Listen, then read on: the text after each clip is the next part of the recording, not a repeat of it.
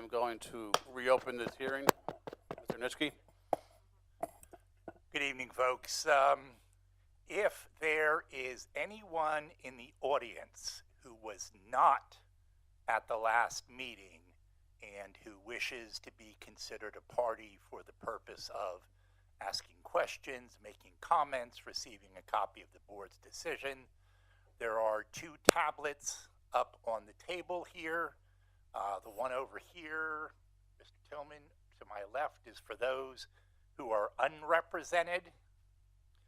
This one is for any other attorneys who are new this evening and representing someone. There was a gentleman who approached me before. Okay.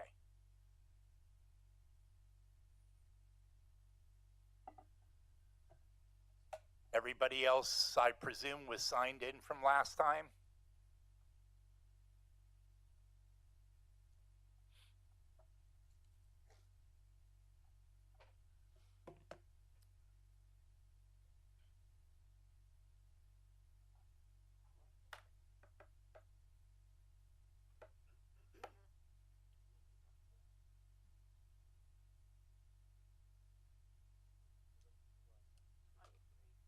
Okay. I'll wait till you get back.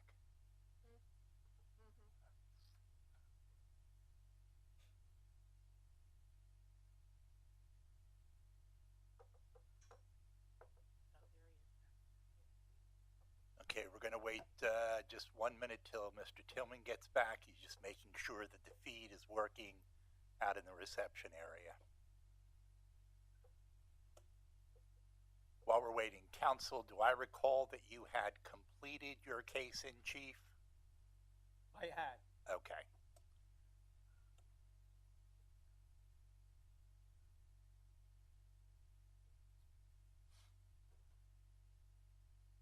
And still, while we're waiting, I think the best way to do this is to start with legal counsel who are here representing someone. If you want to start off when we're ready to resume with questions or comments. Okay. Okay. Mr. Smith, I believe we ended with some members of the audience wishing to have questions of Mr. Smith, I believe. That's true. That's Had an opportunity, and there were several members of the community who had wished to ask questions. Okay. As registered objectors before Mr. Kaplan closes his case. I think technically there was some cross-examination remaining. and is that person here? And there were several people that I thought. No, I mean Mr. Smith. Oh, you were here. Okay. All right. All right. Wait, Mr. Nitschke, also too. Anybody that wasn't here last time that wasn't sworn in. Yeah.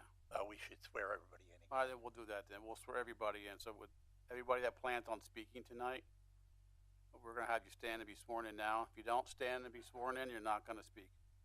Can I ask a question? Do we have a court reporter? Yes. She's right here. Oh, okay. Thank you. I apologize. Anybody testifying, if you could please stand and raise your right hand. You swear by all means. Okay, I'm sorry. So nobody else wants to ask questions or speak this evening? It's just going to be these people right here. It's it. Again, just to repeat, if you do not stand to be sworn right now, you will not be permitted to participate in the proceedings. Okay, thank you. You swear by Almighty God, the search of all hearts, that your testimony will be the truth, the whole truth, nothing but self you got. And Mr. Nitschke, also, our cutoff time will be 10 p.m. Yes. So we left off with somebody questioning Mr. Smith. I don't know who that was. Is there anybody here that knows it's them? I don't know. Does anybody have any questions for Mr. Smith? No. Okay.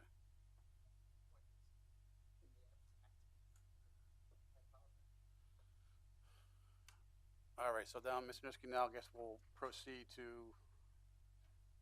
opposition counsel. Yeah, No. before we do, opposing counsel. counsel. Any questions of Mr. Smith before we conclude or release him, if you will, from the stand? I do not, but I have a couple of additional exhibits that I've handed out already that I'd like to have included in the record. Okay. And for the record, counsel, would you announce what they are so that both counsel present knows what they are that were handed up? Yes, we have pre-marked, pardon me, Counselor, if you could speak into the microphone, please. I guess it's on. It's on. Yeah, really okay. close, Mark. I don't see the red light, but whatever.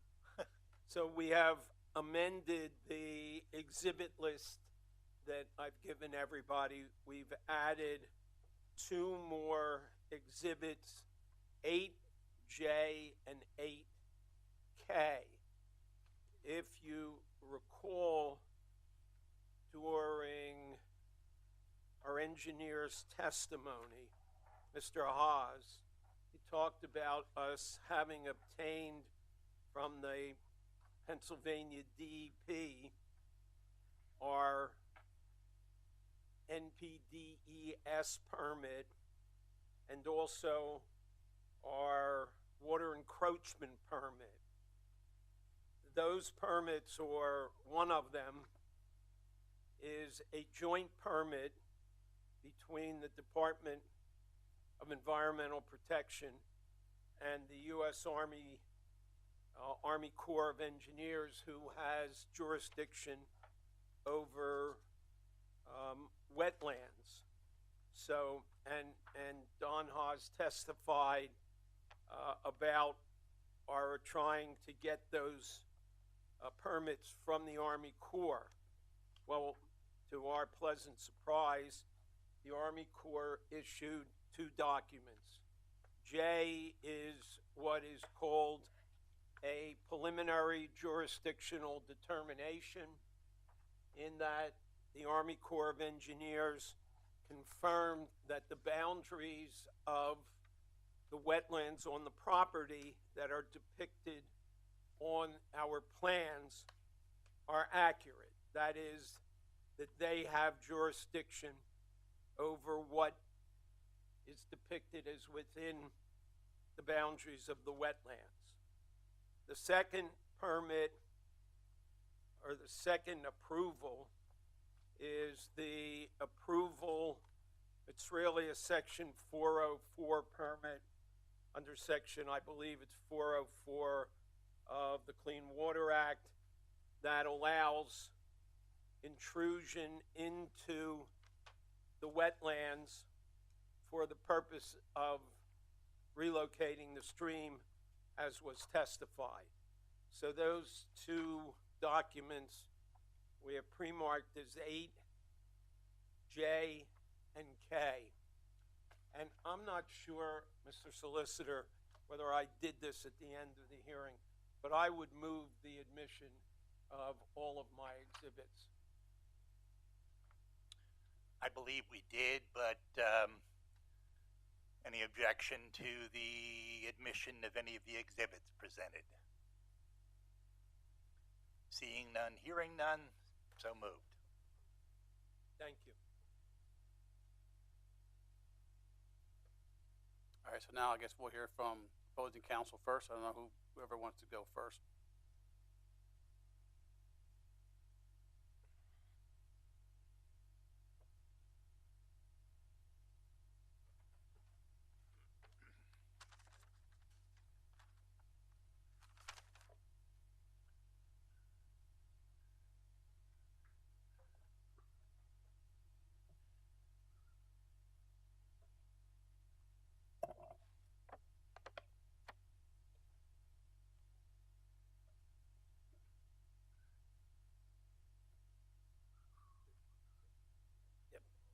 Sure. Sir, if you want to, sir, over here. You want to pull that microphone up to you, please?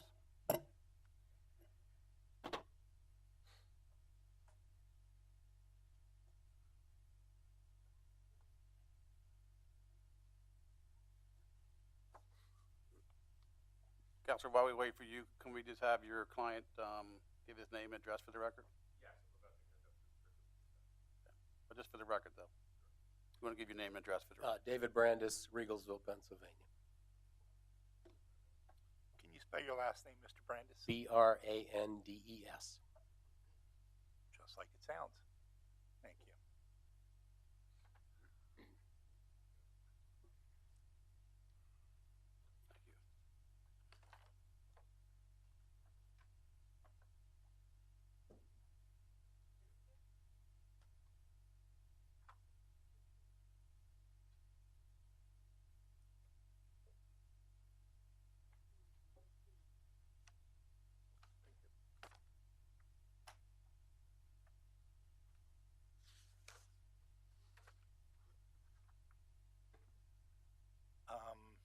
Before you proceed, counsel, Mr. Tillman, have we taken any objector exhibits yet? I don't recall from the last time. No, we have not. All right, so we will mark this, counsel, as 01.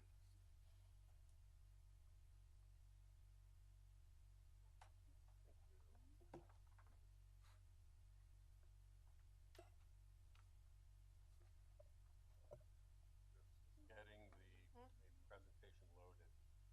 Like where should I? Thank you. No. USB.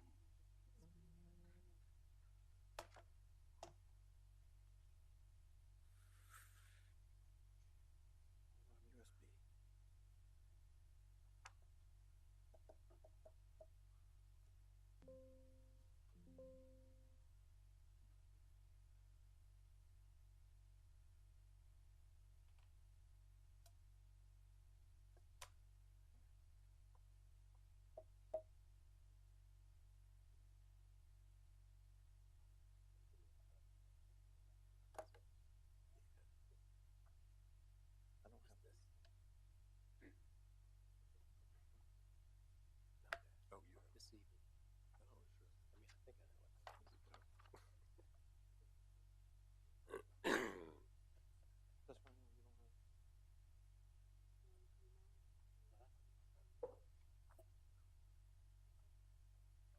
This one you don't have. This one has USB slot to it.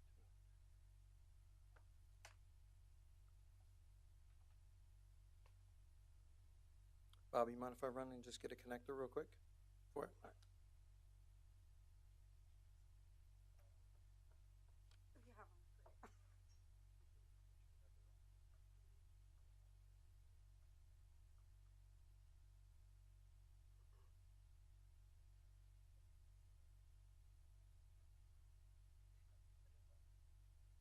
Find one. He's got it. It worked last time. Fine. Sorry, it worked last time. We're just, Carl told me just to plug it in. I don't want to mess with him. Way into the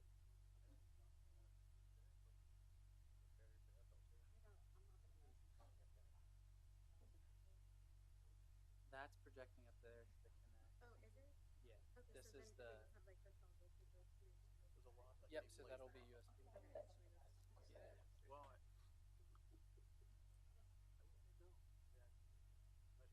That's like a quick connect.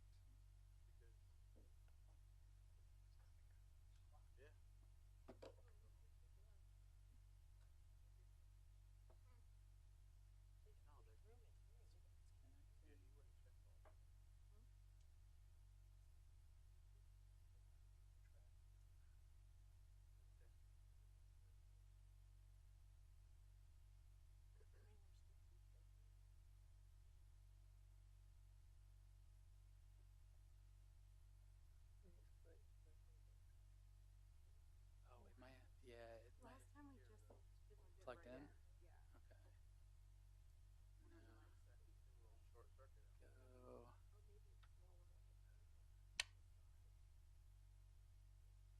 Click share.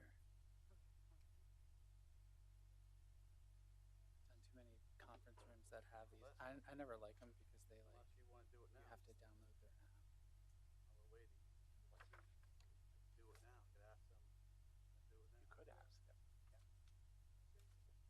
there was some people that came in late. We already swore people in, so I don't know if you planned on speaking tonight, but if you planned on speaking, I'll swear you in now. Anyone who came in late who intends to ask questions or make any comments tonight? Okay, One? sir, just you? All right, I'm gonna have you sworn in right now. You raise your hand, do you swear? You swear by Almighty God, the search of all hearts, that your testimony be the truth, the whole truth, nothing but so help you God. Thank you.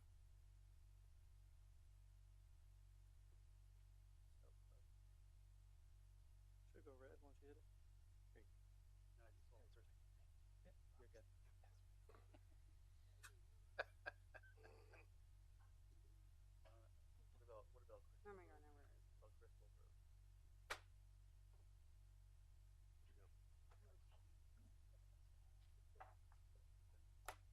Okay, I know. ready when you are. I'm ready. All right. We are going to present the testimony of David Brandis, who is a professor of civil and environmental engineering at Lafayette. So, Mr. Brandis, we've given the board a copy of your CV. Is that a current short curriculum vitae? Yes, this is current. It's a shortened version of the full thing. Okay. Could you just state your name and your present work address for the record? Yeah, it's David Brandis, and I work at Lafayette College. I'm appointed in the Department of Civil and Environmental Engineering. And could you give the board a brief overview of your educational background? Sure, I have a BS in Civil Engineering from the University of Maryland back in 1988, MS in Environmental Systems Engineering from Clemson in South Carolina, and a PhD in Civil Engineering with a specialty in water resources from Penn State University. And when did you get your PhD in civil engineering water resources from Penn State? 1998. And once you got your PhD, what did you do at that point in terms of employment or professional experience? So I had 1 year at Penn State as what's called a postdoc, and then following that I got my first tenure track professor position at Lafayette College, and I've been there ever since, 26 years. And at Lafayette College, what courses do you teach?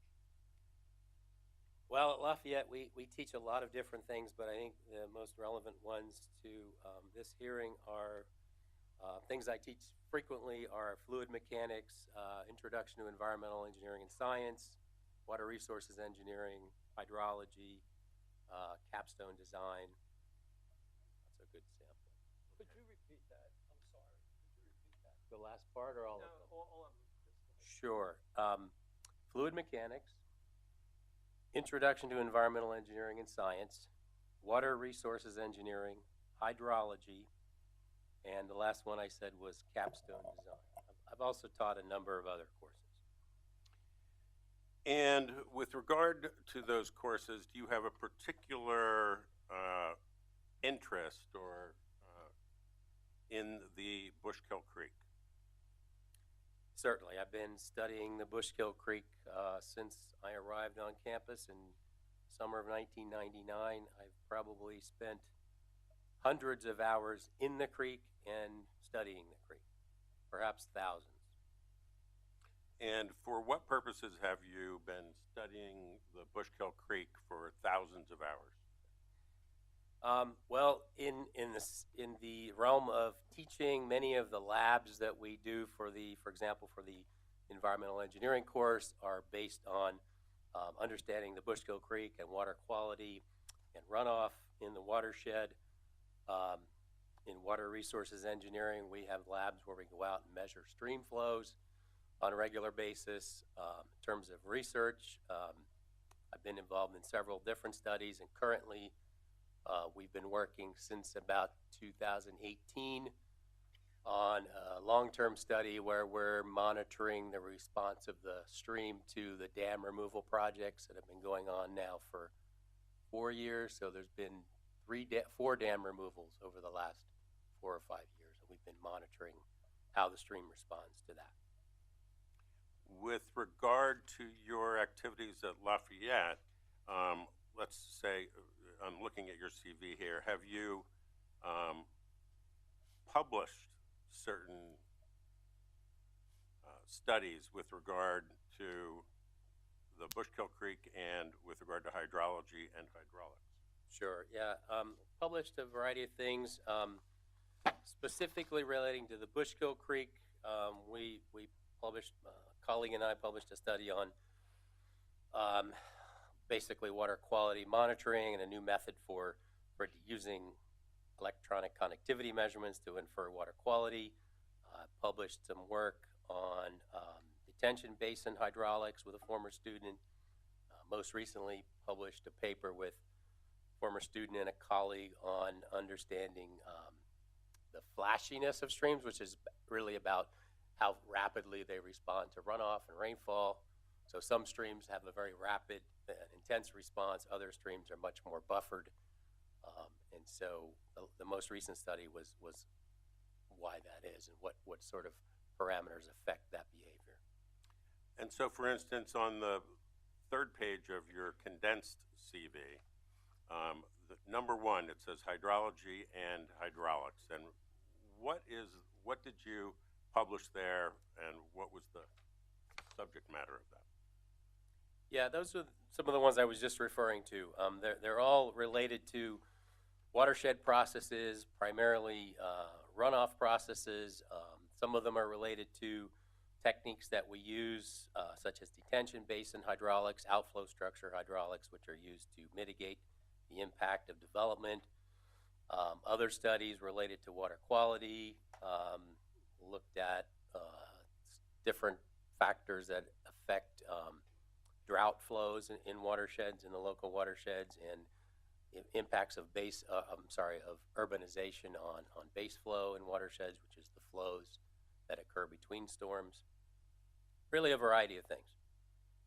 And those, that publication in particular, does that relate to the issues I asked you to take a look at for this hearing today? Yeah, a number of them definitely relate. The most recent one, where we're looking at factors that affect why certain watersheds respond more rapidly than others. One of the most important factors in that study was the amount of imperviousness. And so imperviousness is a very important parameter, and that's what our research also showed. Okay. Perhaps Mr. Kaplan may have some questions.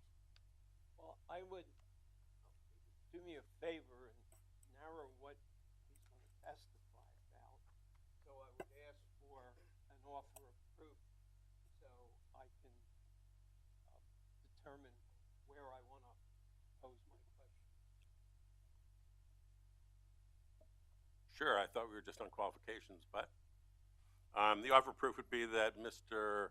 Brandes has studied the methods used by Boja Engineering with regard to their runoff volumes and the amount of water, along with how Boja Engineering estimated the post-construction conditions, and along with the methods used to basically evaluate or construct the mitigation procedures and structures with regard to the moving of the creek, of the tributary, and will speak to how those things were done and how they should have been done. Thank you. Very impressive resume, sir. Very impressive. Thank you. Not to be negative, I do not see a professional licensing here. Counselor, can you speak? Oh, Yeah. sorry. I do not see any professional licensing as a civil engineer or any type of engineer. Is that correct? That's correct. So can I assume that you do not regularly design stormwater management programs like like the Boja Engineering did here. You do not regularly design them, do you? That is not part of my regular workflow, no.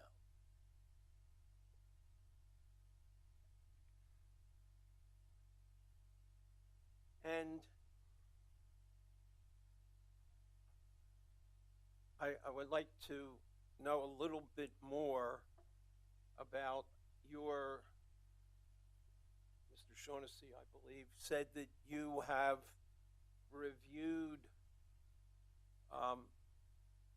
Boja's stormwater management plans. Could you be a little bit more specific and tell me what you reviewed and what you're looking for, so I understand your actual knowledge with regard to this project? I would at this point ask that this be part of actual direct or cross-examination. This is not with questions with regard to his qualifications to testify in this matter. Well, let me interrupt. Are you going to present him as an expert? Yes. Okay. I think the line of questioning is give you a little bit of latitude. well, just so we understand, there is absolutely no question that this man is an expert in his field. I would not challenge that at all. Okay. But that's only half of the test for whether an expert engineer or an expert's testimony is admissible. You have to know about the actual facts and have to understand In that and have to case, tell me what kind of methodology used.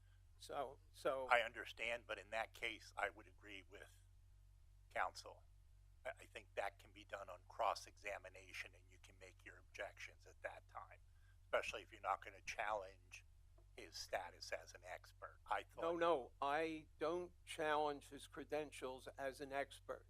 I have yet to determine whether I will challenge his admissibility of evidence until he's demonstrated that he actually has been involved, and I haven't heard that yet. And again, as Attorney Shaughnessy stated, I think that can be done on cross-examination. You Okay, can well raise then the let me ask a couple of other questions. You're familiar with the Federal Clean Water Act adopted in 1972? Microphone, sir. Microphone. Me? Yes. Oh, I'm sorry. You're talking to us, not to him. Yeah. They might need you to repeat the question. Yes, please. Are you familiar with the Federal Clean Water Act? Yes, And are you familiar with the EPA's delegation of implementation of the Federal Clean Water Act to the Department of Environmental Resources in Pennsylvania? it's actually the Department of Environmental Protection, but yes, I'm very familiar with how that works. And have you obtained any permits or submitted any applications with regard to that permitting regimen? Personally, I have not done that. So you then don't have any hands-on experience of the processes that Mr. Boja or Mr. Haas has gone through. You've never done that yourself, have you? I've never filled out that paperwork, but I've spent 26 years teaching students how to do that. Well, it's not just fill out paperwork, is it? It's conduct all types of studies and analysis and computer modeling and all that, isn't it? If you're asking me if I've run stormwater runoff models and HECRAS, I've done all that many times. No, that's not what I asked you. I asked you whether you've done it in connection with an NPDES permit. No. And you know from your investigation here that you're right, the Department of Environmental Protection, excuse me, I'm showing my age, the Department of Environmental Protection actually issued an NPDES permit, didn't it? Objection. Again, we're moving into areas that have to do with more with cross-examination than qualification. I agree. I agree.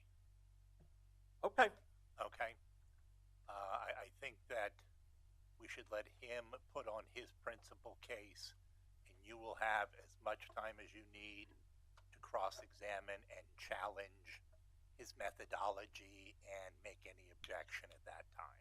Okay. Okay? Thank you. Dr. Brandis, with regard to the proposed development that we're here for today, have you reviewed certain documents that were submitted by the applicant? Yes, I have. Primarily, the documents I reviewed were the hydrology and hydraulic modeling and floodplain management analysis, which is 240 pages, including appendices. And the post-construction stormwater management report was the second document, which is 1,183 pages, although I may not have read every page of that. I wouldn't expect you to. But with regard, could you tell the zoning hearing board, let's just keep those out one more second, what the what hydrology and hydraulic modeling and floodplain management analysis is? That is the report where the engineers present their modeling, which is done with Army Corps of Engineers HEC-RAS model, which stands for Hydrologic Engineering Center River Analysis System. So they develop a model of the existing conditions and the proposed conditions of the channel and the designed relocated channel. So the modeling work that was done is the primary content of that document. And the post-construction stormwater management report, what is that? So that is a report where they do, again, runoff modeling analysis. In this case, there's various methods, but basically they're based on a thing called a runoff curve number, and they model the predicted flow from the site, both the peak flows and the runoff volumes in the existing or pre-development condition and the post-development proposed condition, and they ensure that they meet the criteria set out by the local stormwater management ordinance, in this case for the city of Easton. And so when you talk about the existing conditions and the post-construction conditions, what do you mean by that? So the idea is to, in order to design the appropriate stormwater detention and retention, you first have to model the runoff under existing conditions, because the way the ordinances are written, typically you have to reduce the peak flows to some percentage of the pre-development conditions. So you have to show that you're, in your modeling of post-development conditions, that you meet those criteria. Okay. And did you study the methods used by Boja Engineering with regard to the existing conditions? Yes. And you were here when their experts stated that they use StreamStats and the HEC-RAS computer Yes. analysis. Yes. And StreamStats, could you tell us what StreamStats is? Yeah, so StreamStats is a package of regression models that's put out by the USGS for estimating flows in cases where you don't have measurements. Okay. And first of all, could you explain to the zoning hearing board what is meant by runoff, or excuse me, peak flow rates and runoff volume? Right, so those are two different but related concepts. The peak flow rate is a measurement of how much volume of flow is passing in a given amount of time. Typically, units are cubic feet per second, so the peak flow would be, you basically model a runoff, what's called a runoff hydrograph, which shows the increase of the flow during the rainfall event, and then after the rainfall event, the flow declines back down to its original condition. So the peak flow is the peak of that hydrograph curve. As opposed to runoff volumes, there are requirements both on peak flows and on runoff volumes for the 2-year storm. So the 2-year storm is a relatively small storm, about 3 inches But the runoff volume is exactly how much water is generated in terms of cubic meters or gallons. It's a volume of runoff from the site. So those are two different things. And Act 167, what is that? Act 167 is the law that allows the municipalities to regulate peak flows from development sites. Okay. And with regard to this proposal of the applicant, how much increased volume are they saying would occur as a result of the proposed development? So I'm going to refer to the first page first, okay? And So that is what is up on it's the up on screen. the screen. So the first point that I want to make based on my review of the documents is that there will be substantial increase in runoff volume, and I think Mr. Haas testified to that last month when we met. And those volumes are substantial, and they are likely to impact what I call Springbrook, what they call the unnamed tributary, and the downstream Bushkill. So there's a couple of points on this first slide, but basically I don't have any reason to doubt the peak flow rates that they've modeled. They show that they'll be reduced by flow through the on-site detention and retention systems. And the second point is that the Act 167 does require runoff volume control, but only for the 2-year storm. So for a storm that's a 3-inch storm over 24 hours. And so they've shown that they meet that criteria. There isn't any criteria for the runoff volumes generated from larger storms. So the 10-year storm, the 25-year storm, the 100-year storm, those are much larger storms. So all of that increased runoff volume will pass through the system and head downstream to the newly designed relocated channel, and then from there to the Bushkill. So moving to my second slide, I was interested in estimating how much that increase would be. And so I looked at the data in their report, and they indicated that the imperviousness of the site would go from 2.7 acres to 54 acres, which obviously is a very large increase. I used a standard model TR55 to model the runoff. I think Mr. Haas testified about that method last time as well, which is something that they used. And so then I went ahead and independently calculated the amount of additional runoff that you would get just from that increase in imperviousness for those two different storm events. For the 10-year storm, which is about 4.56 inches in our area, and for the 100-year storm, which is 7.44 inches in our area. And the increases are, in the case of the 10-year storm, 6 million gallons of water, and in the 100-year storm, 10 million gallons of water. So all of that water passes through their retention system and goes downstream into the relocated channel, and then from there down to the Bushkill. So that's a pretty large increase, I would say, in runoff volume. Even though the peak flows are contained, you still are generating a whole lot more water based on all that imperviousness, and that water has to go downstream. Mr. Shaughnessy, could I just ask one question real quick? What kind of effect then would that have? Well, that's increased volume is also basically extending the high flows from the site. And so that's going to tend to cause some downstream erosion, some bankful flows downstream, an increase in that kind of behavior. Thank you. And when you say increase in bankful flows, what do you mean? So bankful flow is a term that means the flow that produces basically fills the channel up to the top of the bank. So anything that large and larger is effective in causing erosion, higher shear stress in the bank and in the channel bed that moves the channel material. And so that would be capable of potentially causing downstream erosion. And with regard to the imperviousness, I mean, we're here with the Zoning Hearing Board. I'm sure that they understand what imperviousness is, but you've calculated that the impervious surface will increase from what to what? I just took their numbers directly from their report, and it says it goes from 2.7 acres to 54 acres.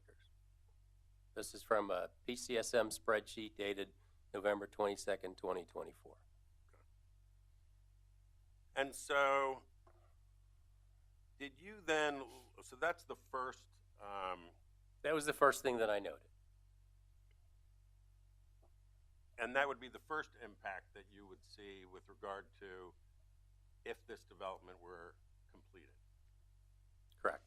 So you'd have an increase in volume of 6 million gallons in a 10-year storm and 10 million gallons in a 100-year storm. Based on the standard design model that we all use. And I'm being a little facetious, but how often do 10-year storms occur now?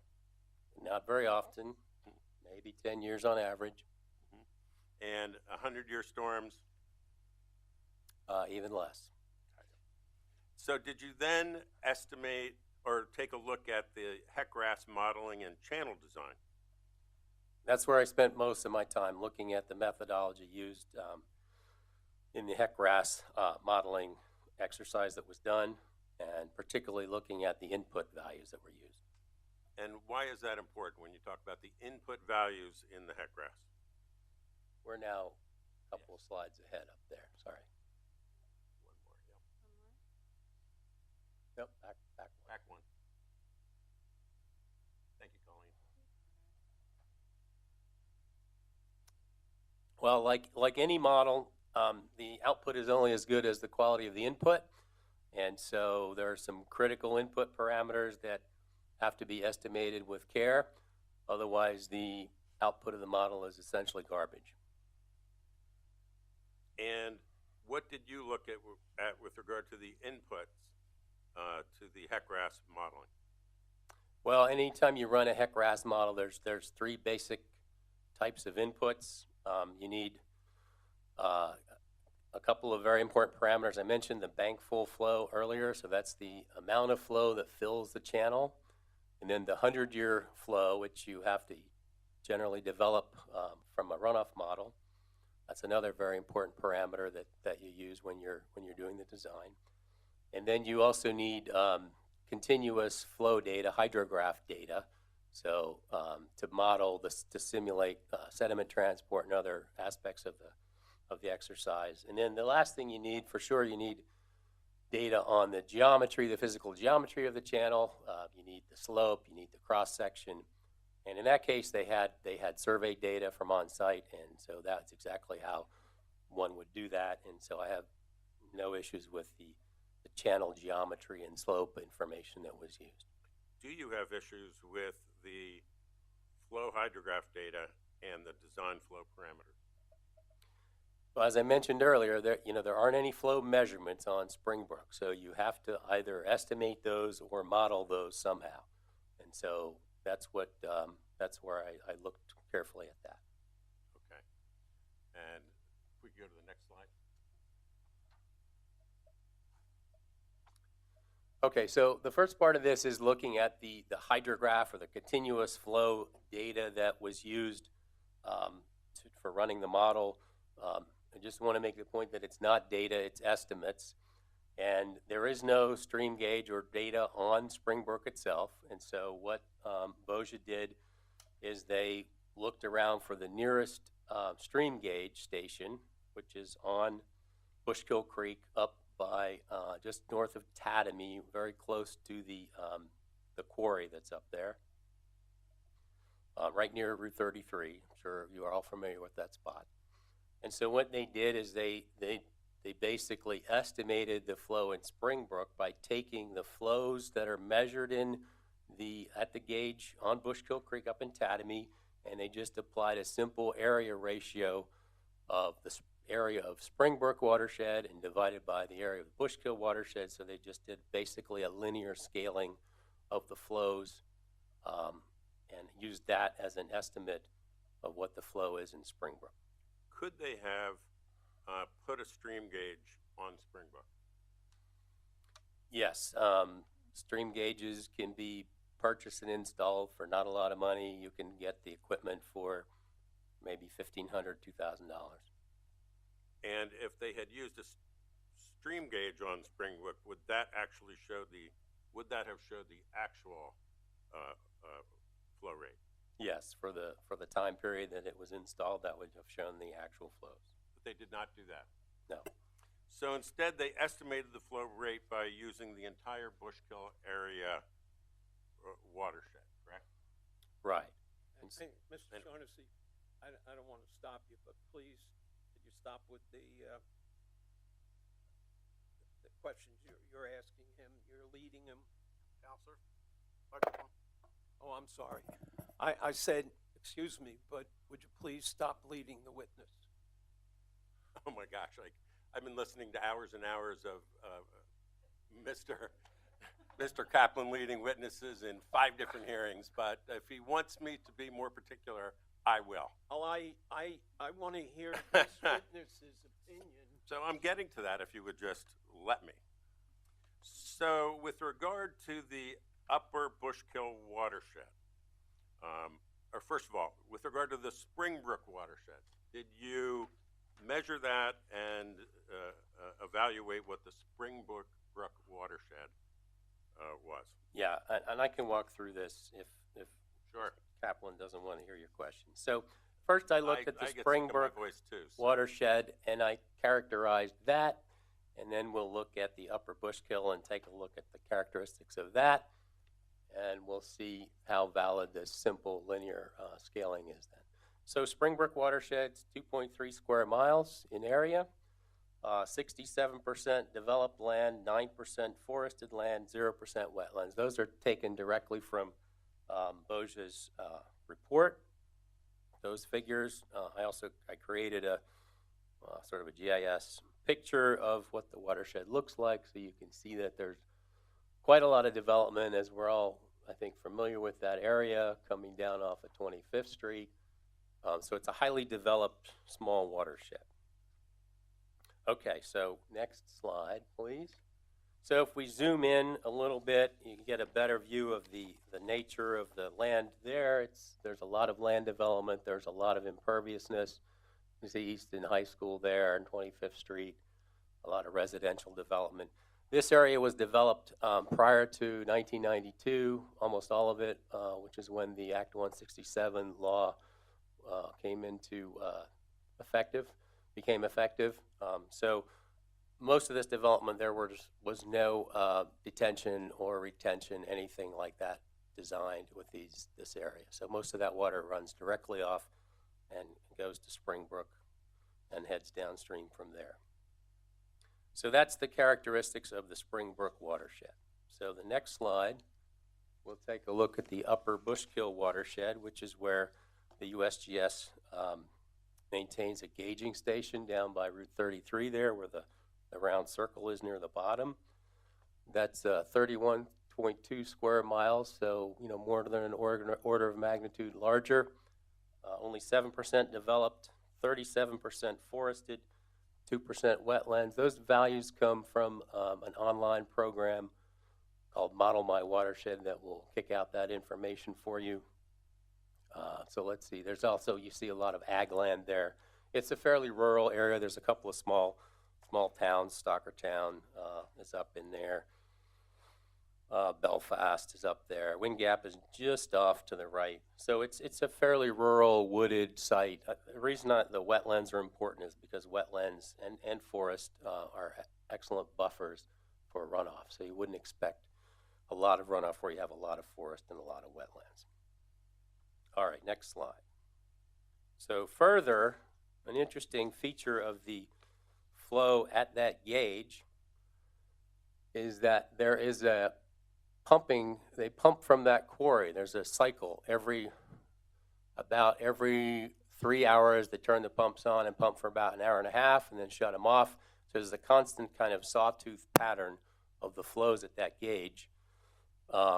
About, I think, 8 cycles per day, and the creek goes up and down by something like 4 or 6 inches when they do that. And so that the flows at that gauge, at least anytime there's not been a lot of rain, are very highly influenced by the pumping from the quarry that's just upstream.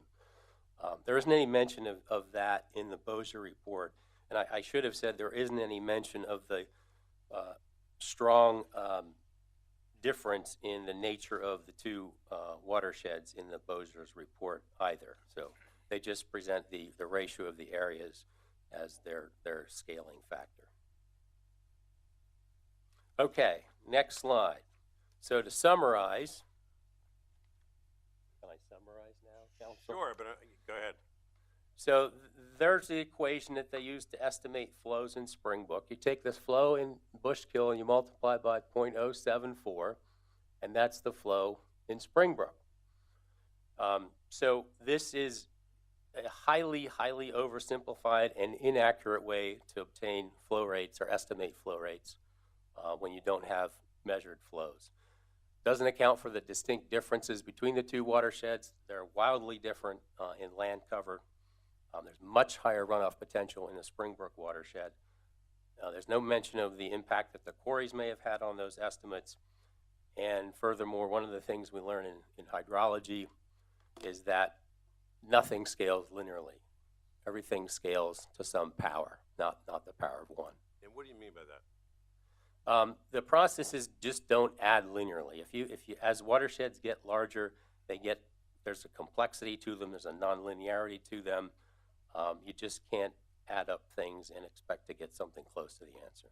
And why is that important with regard to the characteristics of these two watersheds? Why is that important with regard to how they later designed or determined what the existing conditions are versus the post-construction conditions?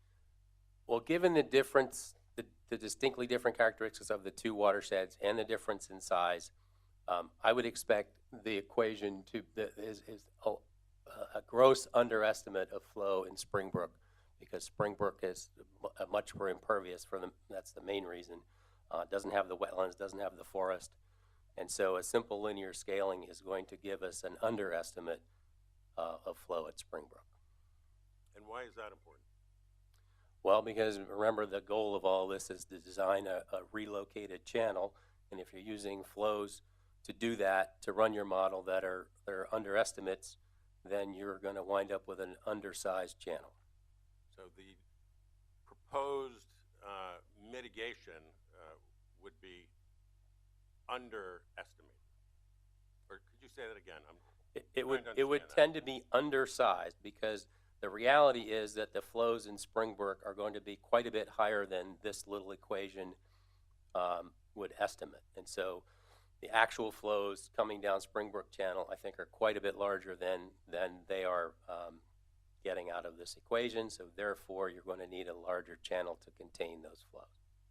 And when you say a larger channel, you're talking about the relocation of Springbrook, correct?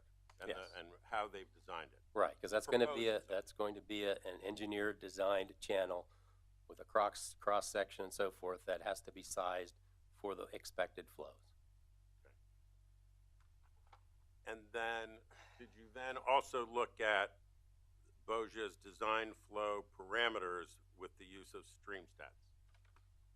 Yes, so again, there's several different inputs. One of them is this hydrograph data. The other one, the most important design parameters, are the bank full flow and the 100-year flow. And Bosier used this program, StreamStats, to make those estimates. And when you saw that, what were your concerns? Well, as somebody who's developed equations very much like this myself, these are basically empirical equations, so the data that you use to create the equations, you have to be very careful that what you're trying to predict with them is within the bounds of the parameters that you use to create the equations. So going to this next page. So this is just a direct quote from the report, so we can all see that indeed this is StreamStats is what was used. I think Mr. Haas testified to this last time. Says, I'm just going to read part of this. The 100-year flow data extracted from StreamStats of 621 CFS is reported for the point at which the relocation is proposed, i.e. the common upstream of existing and proposed creek. I don't quite understand that grammatically incorrect phrase, but whatever. while bankful and mean annual flows are reported as 12.5 CFS and 3.43 CFS respectively, et cetera, et cetera. The stream stats report is presented in Appendix A of this document. So those are the values that were used, and stream stats is in Appendix A. Now let's take a look at the next page. So this is direct copy of Appendix A of the report. And I've circled something that's highlighted in orange there. And what that says in orange, in that tiny little font, is one or more of the parameters is outside the suggested range. Estimates were extrapolated with unknown errors. So if I'm using stream stats and I get that message, it's a red flag that I'd better be very careful and understand what that means in respect, with respect to what it is that I'm doing, right? And the other thing that's flagged is up above, there's a orange box around the 2.32 square miles, which is the area of the Springbrook watershed. Okay, so that's an indicator from when you run the program that you're outside the bounds of what that equation is supposed to be used for. Being a curious fellow, I dug in a little bit and looked at the reference that is used for that equation. So next page, you'll have to indulge me in a little bit here, getting into the weeds perhaps, but it's important to understand the background here. So this is the study that was done that generated the equation that is used in stream stats, comparison of regression relations of bankful discharge and channel geometry for the glaciated and non-glaciated settings of Pennsylvania and southern New York. So you see a map with all the little triangles. Those are all the gauging stations that were used to generate the equations that we then use in stream stats. So it's an empirical equation. So what that means is it's an equation that's developed from the data that we have for those watersheds that are depicted there with the triangles. And the equation basically just predicts bankful flow based on the area of the watershed. Okay? So let's take a look at that equation on the next slide. Okay, so there's a plot here of bankful discharge on the y-axis and drainage area in square miles on the x-axis. And I think we know that the Springbrook watershed is in a carbonate setting, so we need to look at those data in blue. That's the equation for the carbonate setting. The arrow over there that I put on there indicates that. So the smallest water... Just stop your saying. What is a carbonate setting? Okay, so there we're referring to the bedrock that is beneath the watershed. So in our region, carbonate is, for example, there's various different formations, but limestone, we tend to call it, is a carbonate bedrock. So we're in limestone region here at Springbrook, other than the area that's under the ridge up above where the warehouse is going to be. Okay, so if we look at this plot, I circled a triangle there with red. That's the smallest watershed that was used in their study. Okay, so that watershed is about 19 square miles in area, and the predicted bankful discharge for that watershed is, about 120 CFS there on the y-axis, right? And let me understand what you just said. You said the smallest watershed in the data set for the carbonated equation is 19 square miles. Correct. And why is that important with regard to what you're here for today? Well, there's one other feature on this plot that I wanted to point out, and that's that shaded area. So that is if you look under explanation, the 95% confidence interval. So as you get away from the bulk of the data, those confidence intervals get wider and wider, i.e. you have less and less confidence that the answer is correct. So when Boggia engineers plugged in 2.3 square miles into this equation, they're way off the bottom of this chart, right? And what do you mean I have by a that? pointer. I don't know if it'll work up there, but you'd have to extend the blue line way down off the graph, somewhere down in the writing down there, and then read over to the left, and that's where you get a number of 12.5 CFS. But you wouldn't do that. You would look at this equation and you would say, well, I clearly can't extrapolate way off the graph here That's something we learned pretty early in school, and therefore we're way out of the bounds of what this equation is valid for, and with huge errors. I have no idea what the estimated error would be, since you're out of the bounds of where the data are. And is that mentioned in the Bozier report? No, there's no mention of that. I want to look at that same study, and let's look at the next slide, please. These are the limitations that are written into that study about these kinds of equations. So it says regional curves are best used as an initial estimate of bankful parameters and not as a substitute for field identification of bankful and other techniques used in stream restoration. It goes on to say that the filter criteria used in the study creates limitations as it excluded watersheds with greater than 20% land use alteration, etc. Top of the next column, urbanization of even less than 20% has shown to increase discharge amounts and frequency that can change the relation of channel dimensions with the surrounding drainage area. And what does that mean? I'm kind of dumb. Well, what it's saying is that they did not, in this data set, look at small urban watersheds, which is exactly what Springbrook is, and they're warning the user that it's not meant for those kind of conditions. Okay. And it says the very last star that I put at the bottom there, it says, regression equations for bankful discharge and channel dimension are only applicable to the range of drainage areas used for the study. So none of all of that was mentioned in the report and would certainly cast doubt on the quality of the estimate of bankful flow. And so why is that important? Why is it that the stream stats result that, or the usage of stream stats in this particular, in Bozier's hydrology and hydraulics report, what's the effect of that? Well, the effect of that is that ultimately you have a channel design that has faulty input parameters that were used to size that channel, and therefore I would have very little confidence that the design is appropriate for the flows that it's going to experience. And the section that we're looking at right here, and that's directly from the Stream Stats program material. That's not included in StreamStats, but it is the study that was used to develop the equation that is put into StreamStats for convenience of the user. Gotcha. And so, does it look to you like Bozier ever took the time to figure out whether StreamStats was appropriately used to estimate the construction of this project? Well, there's no indication or mention of it in the report, so I would assume that they didn't. And then if you could go on to the next.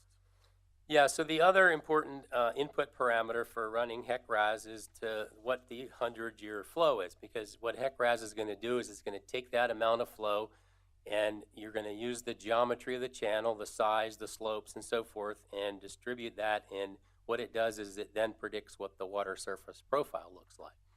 But if the 100-year flow is not correctly estimated, then your water surface profile is essentially like a random number or something. So we need to be careful about the 100-year flow as another important input into the model. All right, so let's see. Yeah, next. The picture on the last page is just an example from their report showing that this is a model, HEC-RAS model of what the 100-year flow would look like through the site, and that's the relocated channel. So it is a critical parameter. For the relocated channel. Yeah, for any HEC-RAS modeling exercise, that's a super important thing to nail down. Okay, so the estimate that was pulled from StreamStats is 621 CFS. Okay, so 621 cubic feet per second, which is obviously a lot larger than the 12 for the bankful flow, as you would expect. So I'm just going to go through again and take a deeper dive into the study that was used to generate that estimate. And so in this case, it was a different study, the development of regression equations for the estimation of flood flows at ungauged streams in Pennsylvania. That's what we're dealing with. We don't have data, so we don't have a gauge, so we have to estimate the flow. So in this case, the graph, the map on the right is all of the, for the region that this site falls in, all of the stream gauges that were used to generate the equation for the 100-year flow. And I just want to point out, when you look at those data in that report, the mean watershed size in that study is 136 square miles. So our watershed's 2.3 square miles. The mean watershed size in the study is 136 square miles. And there are no small urban watersheds in that data set.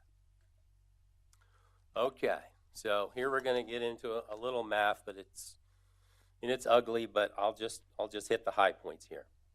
This is the point where I will not understand one thing. Just so you know. I got there already. Sorry about that. So the equation is given there. It says, it's the second equation. This doesn't work on that screen, but anyway, it's the second equation on the left. So that's the predictive equation for the flow. We use Q for flow. I can't remember why. My students always ask me that, and I can't remember why it's Q and not some other thing like F. Doctor, this is not from StreamStats and is not from my client's report. This is the equation that StreamStats uses, but it's not in your client's report. That's right. It is from StreamStats. It is or it isn't? It is. It is the equation that you use when you run StreamStats. Okay, so the thing you're predicting is the flow, Q. The things I've circled are the input parameters, right? So this equation predicts flow based on 5 things: drainage area, the maximum basin elevation, the amount of the basin underlain by carbonate bedrock, which in our case is like 94%, the amount of storage in the basin, so that is like how many reservoirs, lakes, and so forth are in the basin, and then the last parameter is the basin slope. So these 5 variables are used to then predict what the 100-year runoff is in the basin. And so that's the equation that was used. I'm sorry, the basin, are you talking the detention basins or the overall basin for the water? I'm sorry, I'm talking about the 2.3 square mile Springbrook watershed. Okay, thank you. Sorry to interrupt. So the term basin is used here, right? I'm just reading from this. No, I understand. Yeah. I just didn't know what you were referring to. Okay, so in hydrology, we all speak the same language, and sometimes we say basin, and sometimes we say watershed, and sometimes we say catchment, but we're all talking about the same thing, and it's not a detention basin. Okay, so in the report that next where this equation is found, there's a section, and there always is for this kind of report when you're dealing with regression equations, on the accuracy and limitations of the regression equation. And what it says in this case is none of the regional regression equations presented in this study contain a variable for percent of urban development or impervious land cover, and as a result, effects from these variables may not be captured. That's like the understatement of the year, may not be captured. They aren't captured at all, because there's no variable for them. So what that means is if I ran this equation on a watershed that had 5% imperviousness, and I got an answer, and then I ran it on a watershed with 95% impervious, I got an answer, it would be the same answer, which is nonsensical, because that's not one of the parameters. They weren't using urban watersheds to develop this equation. So the conclusion is that StreamStats, in many cases, certainly in the way it was used here, is not an appropriate or valid tool for design work in small urban watersheds. And what is the importance of that with regard to this particular project? So I think the importance is that this is a complex site. We're relocating a stream channel. We're putting water in that channel from upstream and from a site with 54 acres of imperviousness. We want to have high confidence that we've got a properly designed channel. And my contention is that the way that these equations were used is invalid and likely results in an under-designed channel. And what's the effect of an under-designed channel? If the channel's under-designed, we're going to experience a lot of overbank flows when we get high flows, rather than that flow being contained within the channel, i.e. flooding. And I was just about to say, is that the engineer way of saying flooding? Yes. And so when we talk about overbank flows, we're talking about flooding. Correct. Okay. Did you look at the Bogia post-construction stormwater management report? Yes, and we're reaching the end of my testimony. So one of the things I was interested in, this value of 621 CFS for the 100-year flow coming from our 2.3 square mile Springbrook watershed. I thought it was interesting. So that was developed using StreamStats rather than a runoff model, which is probably the way I would have done things, is to develop a runoff model for that specific watershed using the land characteristics and so forth of the watershed. So what I thought was interesting was when, if we look, yeah, we can move ahead one slide. Now, this is in the post-construction stormwater management plan report. That's the really long one. But in the text on page 8 is a summary table of the result of the runoff modeling. And I'm not here to argue with these numbers, but what we're looking at here is, if you look at the 100-year, this is the modeled flow, peak flow from the site itself, from the 82.88 acres. So the runoff model that Bogia developed and ran for the site, this is for pre-existing or existing conditions before development. They got a peak flow of 303.92 CFS. Now that's from an 82.88 acre site.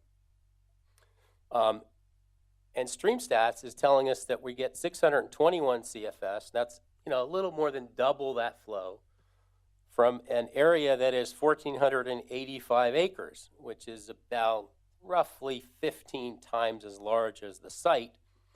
And so this, just looking at the scale of these numbers, gave me some additional confidence that that number of 621 is quite likely a gross underestimate of the 100-year flow coming down Springbrook Channel, right? It just doesn't make a lot of sense to me. Now, I did say earlier that these things don't scale linearly, and they don't, but to go from a number of 303.92 for a site of the size of 82.88 acres to only 621 CFS for the same size rainfall event for a site that's about 15 times larger and full of urban development, that doesn't add up to me. So that gave me more additional confidence that I think their 621 CFS number is a gross underestimate. And again, with regard to designing the movement of this Springbrook, what does that mean when they're underestimating the CFS? Again, the result would be that the channel is under-designed, is not sized appropriately for the amount of water that's likely to be coming down the channel. And what is the effect of that for the residents of Easton and the Bushkill Creek? Well, there's going to be additional overbank flow, flooding, coming out of that channel, and that water is going to run across the site and then enter the Bushkill Creek and head downstream from there. So the main point is that the channel is not correctly designed. And so have those opinions been given to a reasonable degree of scientific certainty? As best as I can do, I think those are certainly valid. I don't know if they're opinions, but they're results. Results. I'll call them results. And are those results given to a reasonable degree of scientific certainty? Yes. And so what should have been done by the developer here to get an accurate estimate of the CFS, the volumes, and the amount of water that will occur with their design and moving this water, moving Springbrook? Yeah, I mean, my approach would have been just like they did for the site itself. I would develop a runoff model for the watershed. Again, we don't have measurements, so we have to estimate somehow. And so the best way to do that would be to develop a runoff model based on the actual land use in that watershed, the soil types, the flow paths, the channels, where these channels connect, and develop a runoff model with the same techniques that they use for on-site. And I would have, given the importance of this project, I would have installed a stream gauge in Springbrook, which I would then use to calibrate, it's called, the model. I can run the model for an actual rainfall event, see what the stream gauge is telling me, and I could then use that to adjust my model until I could, to a reasonable degree of certainty, match the flows that my stream gauge is showing. And then I would put a larger rainfall event in the model and model the larger flow, like the 100-year flow. So that would have been the way I would have done it in parallel, really, with what was done for the site itself, given the limitations of the stream stats methodologies. And I think we went over this once, but installing a stream gauge, and what would that cost, and for what period of time would you need to see the results? I mean, most of the cost would be with the labor to put it in. It's not a lot of money for the equipment, and you know, the answer to your second part is important, because you would want to measure flows over a wide range if possible. So if you put them in this August and you take it out in October and it's been dry the whole time, you're not going to get a lot of useful information. So I would have probably put it in for a couple of years to get a full range of conditions. And the stream gauge itself, you say, is less than $2,000? I think you can get them for about that, yep. We didn't go over something, but we did talk a little bit about soil types. And was there a type, were the soil types that Bossier used in their calculations also questionable? Yeah, so that was something that Mr. Haas testified about last month. One thing I noticed in their runoff model was that a large portion of the site, I don't have the figure right in front of me, so don't quote me, but maybe 45% of the site was modeled as having this type D soil. So as Mr. Haas testified last time, we typically find small amounts of type D soil right along stream channels. Type D soils are very fine-grained clays, maybe fine silts that don't allow infiltration. And so those tend to wind up near the stream channel. You don't find them typically in large amounts in upland areas. They tend to wash into the finer material into the lowland areas. And so the upland soils in our area are type B and C primarily, almost completely in this area. And so those are soils that allow more infiltration. But so I did notice that they had used for the pre-development condition quite a lot of D soil, and that struck me as pretty odd and not representative of what I tend to see in this area. And I think Mr. Haas's testimony last time was along those lines as well. And what is the importance of that? Well, if you model runoff with D soil, you're going to get a lot more runoff. So for the pre-existing or existing conditions that were modeled, they used a lot of D soil, you would predict fairly high runoff rates, which would mean that then, since your design is based on the difference of the existing conditions and post-development, you would then, the difference would be less, because going from a D soil to impervious is a whole lot less of a change than going from a B soil to an impervious surface. So it would have an impact on the sizing potentially as well. And so, Dr. Brandes, you could go to your final slide.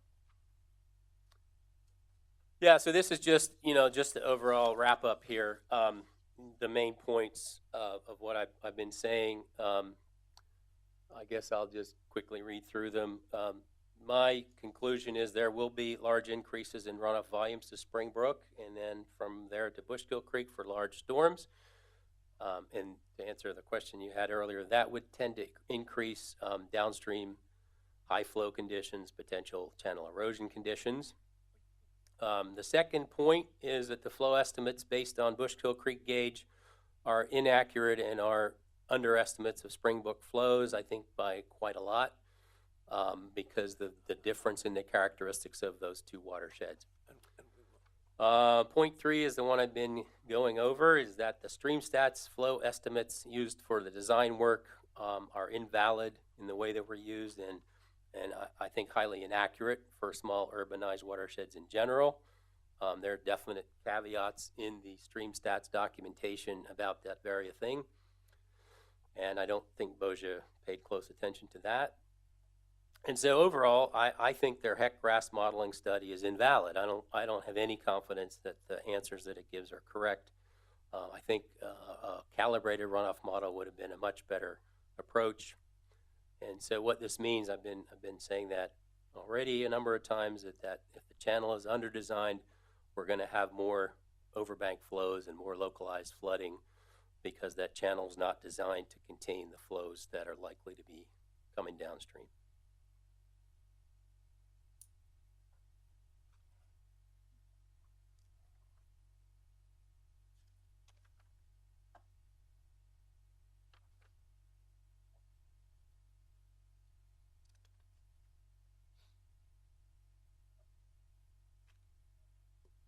That's all the questions I have. Any questions from the board? Questions? I have one. With regards to the stream gauge, had they purchased it, would it matter that, I'm assuming they would have put it in Stony Brook or Springbrook with its current condition, that it's like an up curve, right? And not straight like they wanted, would that affect the outcome of that gauge? Yeah, I would, put the gauge like maybe where the Wood Ave crosses, not Wood Ave, what's the road that comes off of Wood Ave that goes up to Hackett Park? Maybe right where the stream passes under that. Hackett Ave. Hackett Ave. Yeah, I think they could put a stream gauge, could have put a gauge right there and not have to worry about where it goes underground. Even though they have it now straight, that wouldn't affect that flow rate? No, because the flows are basically determined by the upstream conditions. All that area that's upstream along Wood Ave and Route 22 and 25th Street, most of that flow is going to come down. It's not going to be affected by the change in the channel. Thank you. I need some clarification in addition to some ibuprofen after all of that. To try and reduce it, to simplify it for a layman's mind like mine when it comes to something like this.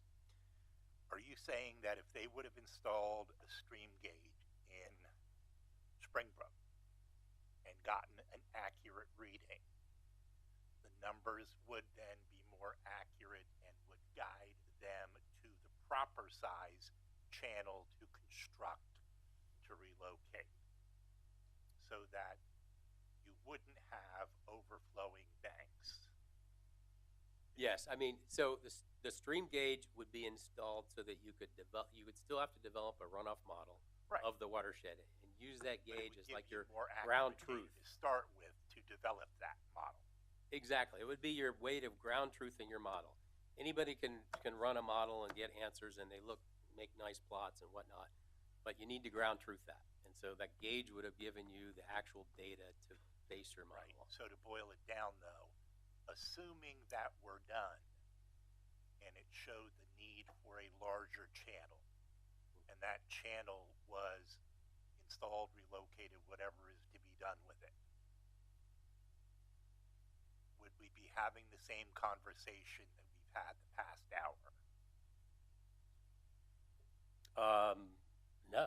I mean, that's what my testimony is about. Okay. The methods were used incorrectly. And I guess I'm wondering, based on what your testimony has claimed is insufficient or underestimated numbers and underestimated capacity, what the effect of At one point, you mentioned about the overflow running across the property. Now, I know, or we know from the testimony and what has been submitted, that there's going to be a lot of fill put into this property.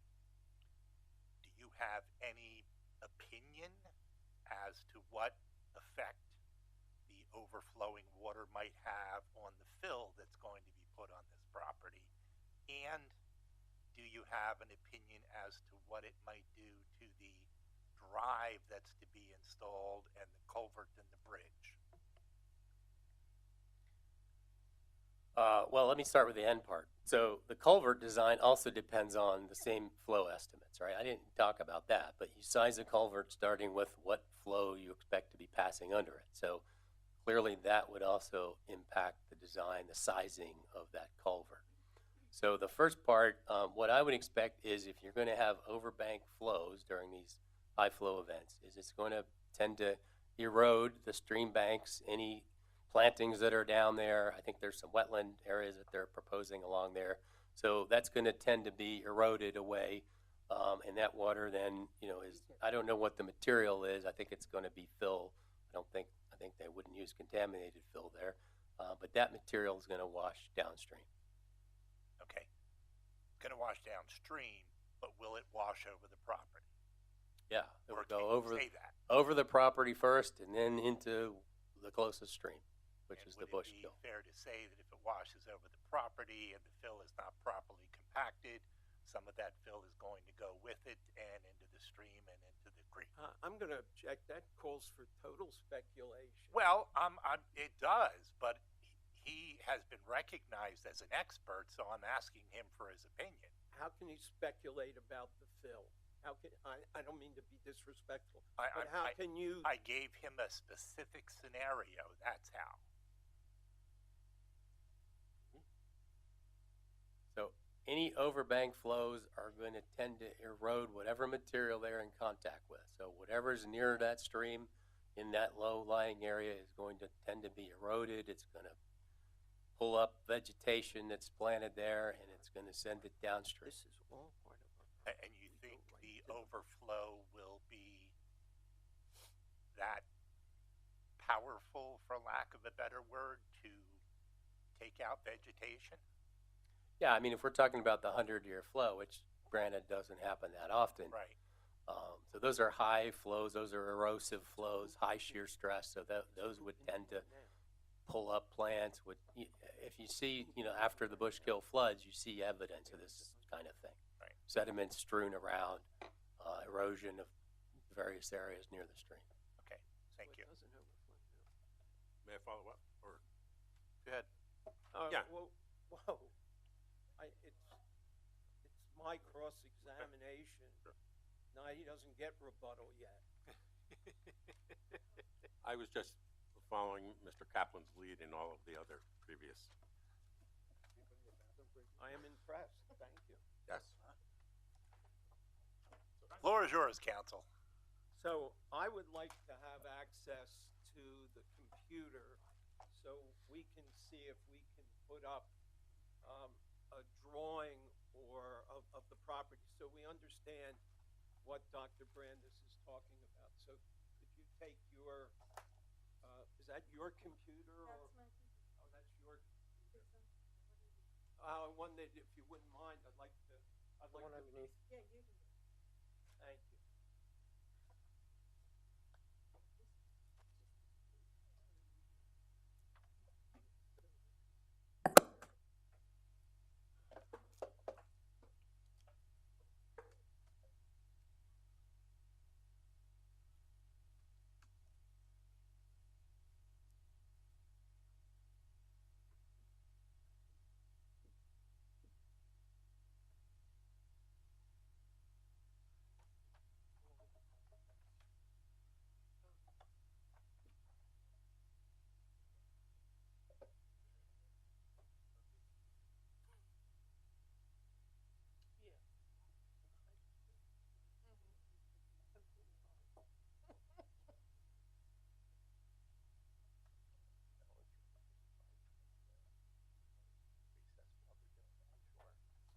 Counselor. While he's doing that, we're gonna take a 5-minute recess. Is that Good okay? idea, thank you.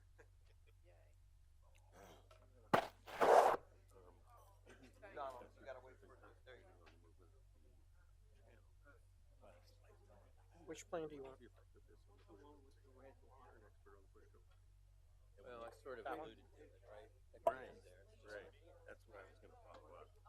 That was actually my question to follow up. No, I haven't.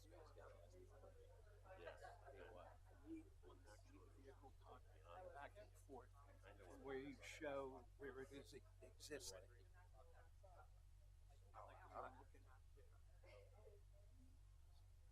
What, me to jabber on? Presenting, I live at the Silver. I am going to be presenting pictures and videos of my workouts.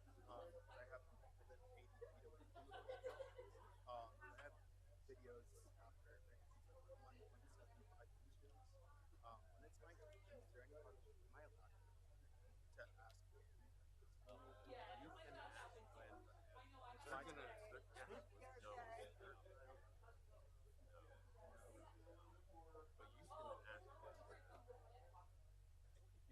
They're going to do, in other words, they're going to do, they just did them, would that be helpful? So if I come up and show that video. So I was here last time. I was going on. Am I not allowed to when it's my time?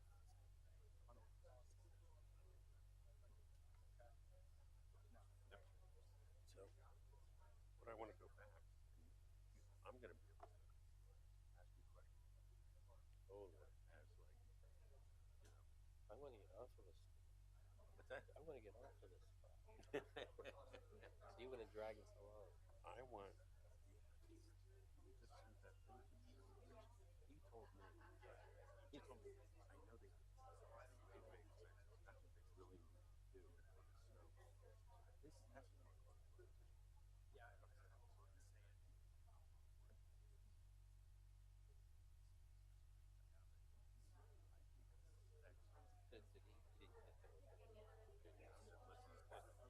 I don't have it. Yeah.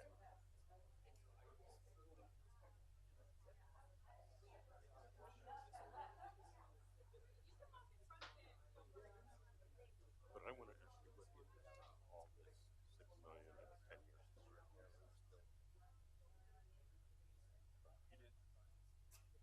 So Drew is saying, oh, we haven't started yet. I'll sit tight here. My Zoom says waiting for others to start the meeting.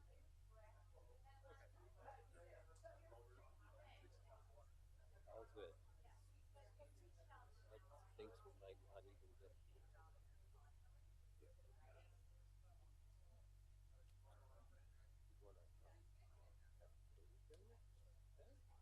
If we run out of time with me up here quietly, is Cody going to go next? Try to push through.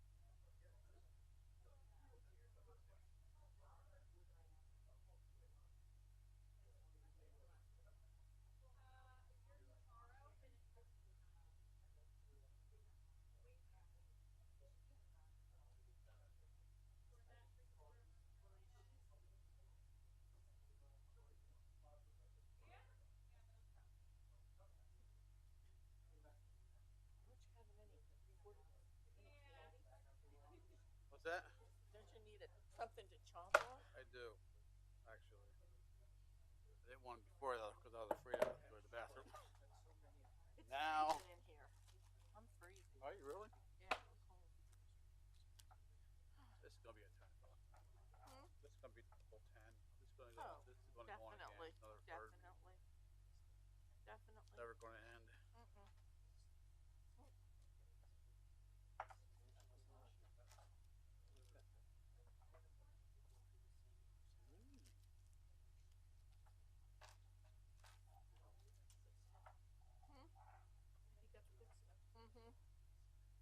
They're nice and fresh too, 'cause they're just. That one, I'm freezing. I put my vest on when they first started. Oh, no, I'm sorry, they said for sale. They bought it. I like Gotcha. it.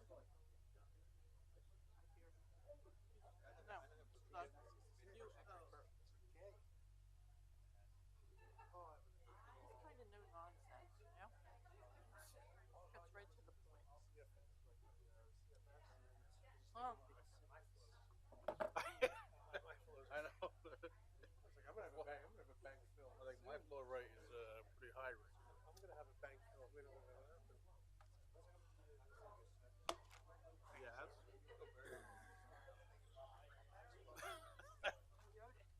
Already had two. Oh, there's two more in there. Look, Benny. Oh, that's Oh, I got his Riley. I didn't have any dinner or nothing. So.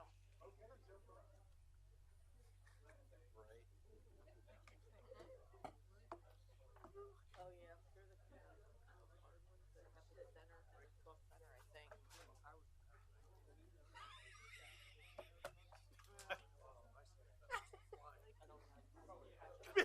I'll put a water cold.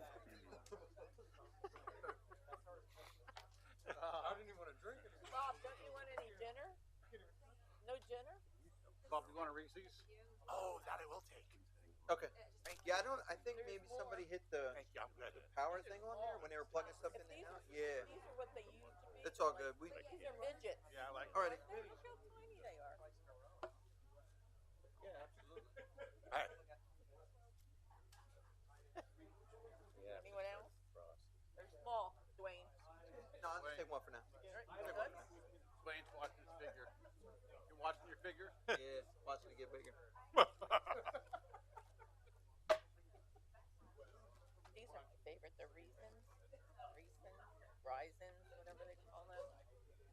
Bob, how many more opposition lawyers are there? You sure you don't want to see? Two more after him? Three altogether. Really?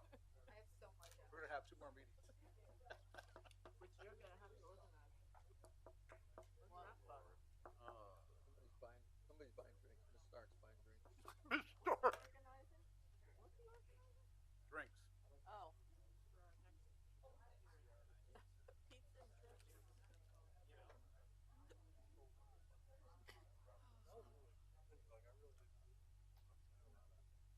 I didn't, but I enjoyed the difference between the two watersheds.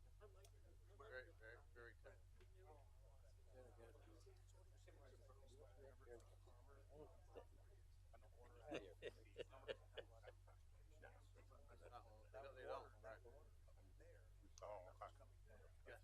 Yes. Okay, you can jump in and object to anything he says. Isn't there a plug right there? Oh, one bar. I got you. Well, and then the Thought you meant one bar left for your they did their battery. two different. Right now. ready? All right. We're back in session. Folks, back in session. Dr. Brandis. You have on the screen the Boja Engineering drawing entitled Existing Conditions Plan. Are you familiar with that? Yep. So, just for context, all of, and I think this is what you answered to the solicitor, all of your testimony was basically about the relocation of the purple and blue area, the stream, on my client's property, correct? It was about the methods used to do that design work, yes. But it's all on my client's property, isn't it? As far as I can tell from looking at it from here. Well, you see the property line, don't you? Maybe you should point it out. Point it out. Runs underneath the Bushkill Creek. It's just more or less down the center of the creek. So the Springbrook, you call it. The existing Springbrook is all on my client's property, isn't it? Don, to your, like, from where the purple starts at, like, there, up, go up, and across to where it connects to the Bushkill. You'll agree with me, it's all on my client's property, isn't it? Well, there's a whole bunch that goes from Lower Hackett upstream. Excuse me. Yeah, Excuse me. Can yeah. everybody talk into the mic? So, Mr. Kaplan, you're gonna have to come to the podium so we can hear you Oh, okay. in the mic, whichever one. Thank you. So let me ask you this when we get started.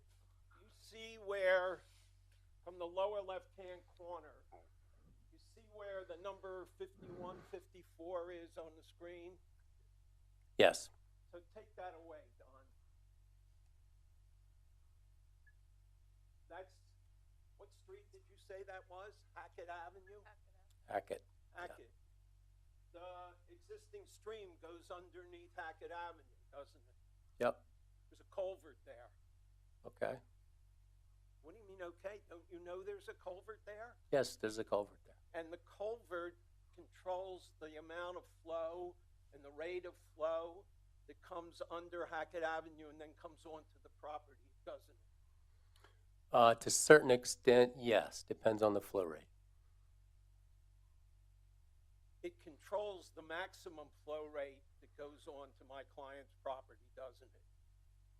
If there's a high enough flow, then that constriction, yes, could control the flow rate. But what we're only talking about, what you're talking about is the danger of too much water coming through there and overtopping the new channel, right? So all your discussion was when that Springbrook Creek or whatever it is flowing very heavily, and it's going to put a lot more water, you suspect, onto my client's property. Isn't that correct?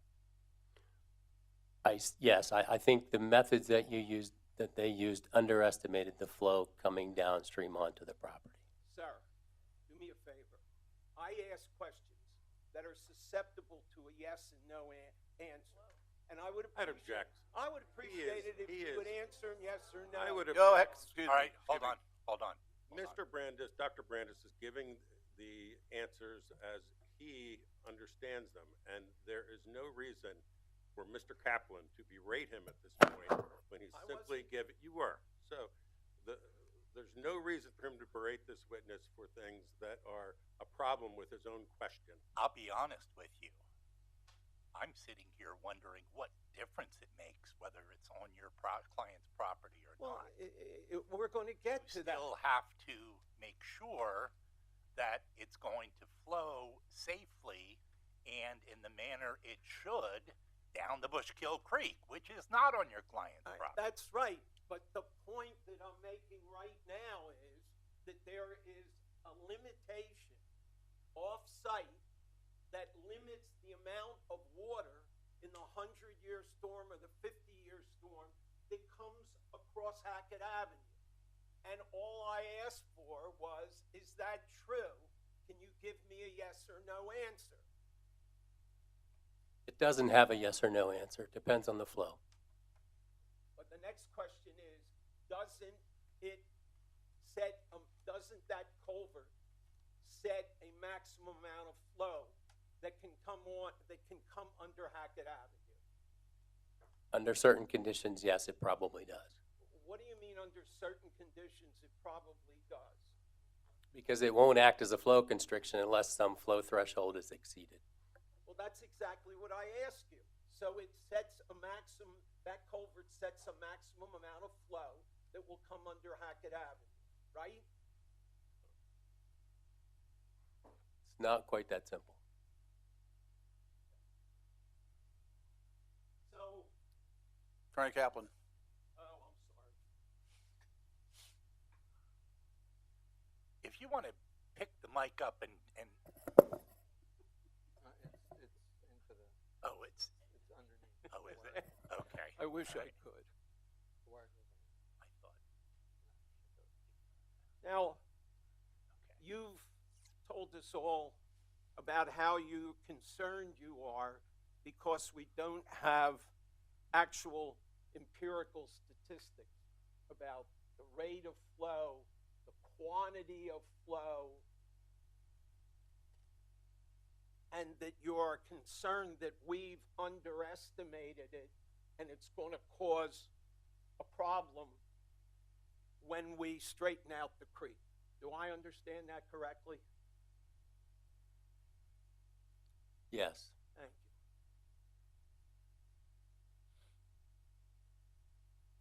Did you do any checking or investigation of the current conditions and whether or not there's this flooding you're worried about under the current conditions?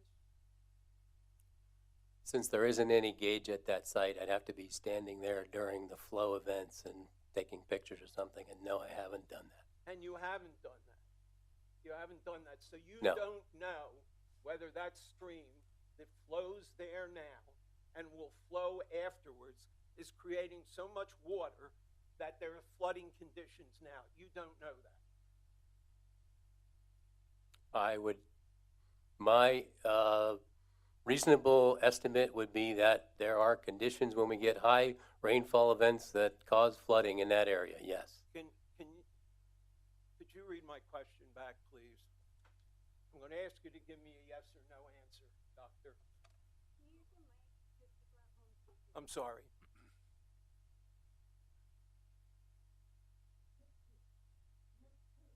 Well, I think the question's kind of rhetorical. You were asking him if he knows, and he said, to know, I'd have to be on your property. You know you haven't given him permission to be on your property. Answer to the question is no. Okay. So now, Don, bring up the other drawing and we'll identify it.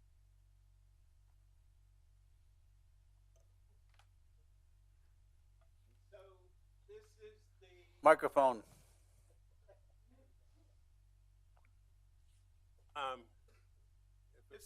Hold on, if it pleases everyone, this particular drawing that they have, it does not have the lines on it. And so we have one blown up if you would like to use that with the topographical lines on it. We're fine with this drawing. Well, okay, well then I object. No, hold on. One at a Then time. then I object to the use of the drawing because it's not accurate and doesn't have the topographical lines on it. It's an exhibit already that's in the record. Well, look,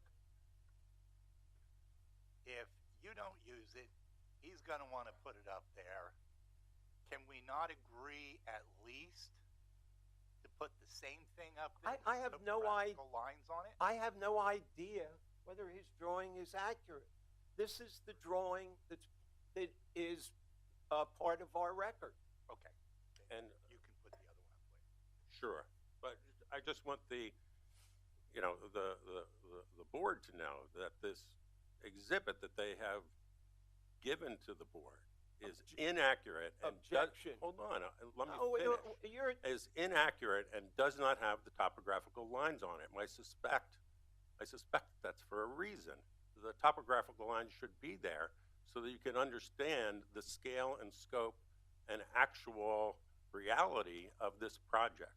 And I'll just say, I agree with them.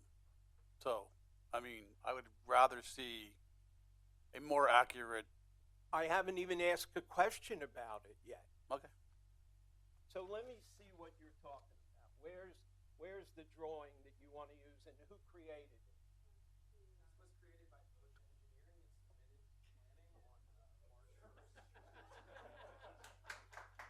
This is the Boja Engineering drawing that taken exactly from their report, which is that.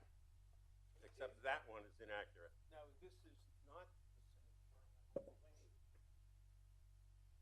Is this the same drawing, for God's sake? Is it the same as this? Yeah. The streams. Okay. All right, you want to use this? We'll use this. Put it up here on the top.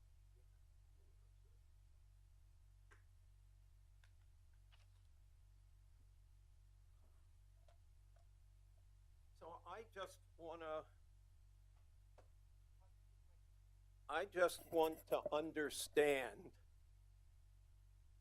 that you agree with me that because of the culvert under Hackett Avenue, the maximum amount of water that can come through that stream onto our property or on the north side of Hackett Avenue is limited. We've agreed to that, haven't we? No, objection to the form of the question.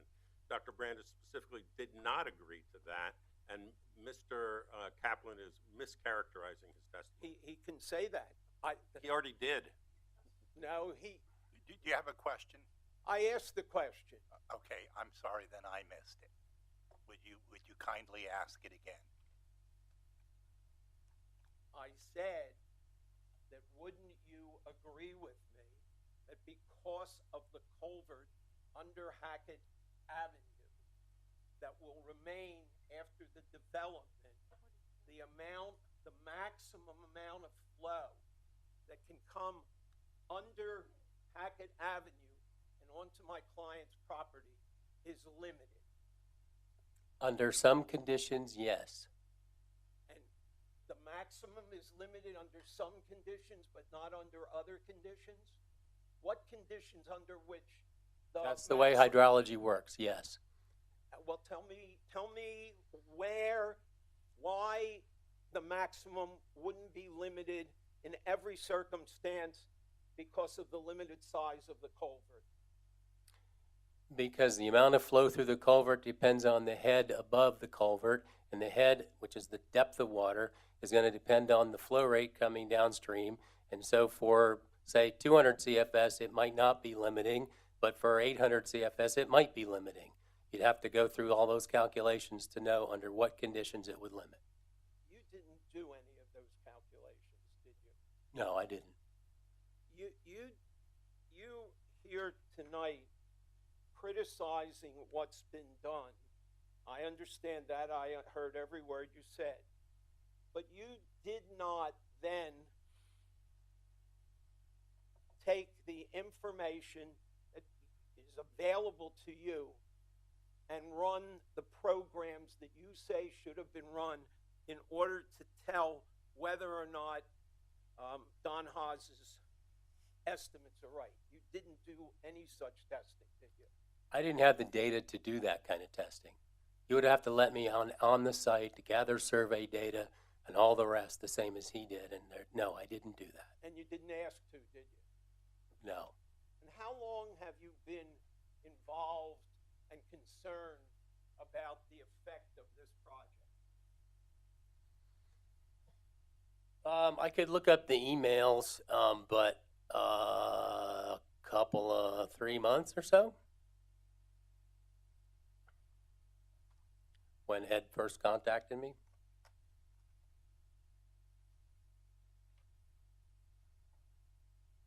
So when you had all of this concern, did you express any of your concern to DEP? No, why would I do that? I'm asking the question. DEP, as you know, when an NPDES permit is issued, it publishes notice of the publication, the proposed publication of that permit, doesn't it? Yes. And if anybody has a question or a concern, they're able to submit questions or even submit questions to DEP, aren't they? Yes. And you didn't do that. I was hired by Ed to review these documents, and that's what I did. and I gave my expert opinion on them. So the answer is no, you did not voice your objection to DEP, did you? No, I didn't. Now, as has been testified,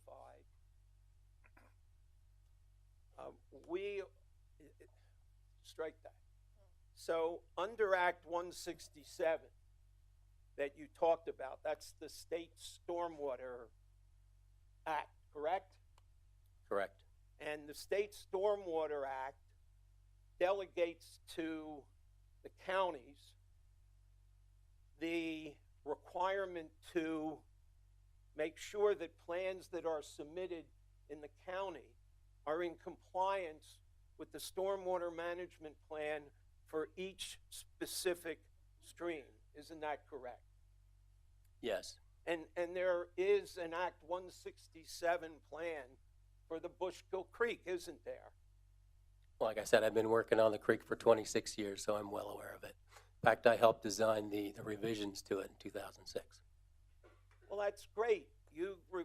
And you saw what was being done here, what was being proposed, and you know that this plan was reviewed by the Lehigh Valley Planning Commission, who is the agent in the Lehigh Valley to review Act 167 plans, correct?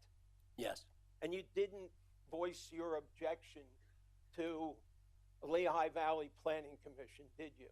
I got involved in this case when Ed emailed me and reluctantly at first agreed to testify and be an expert. So the answer is no, you did not voice your objection to Lehigh Valley Planning Commission, did you?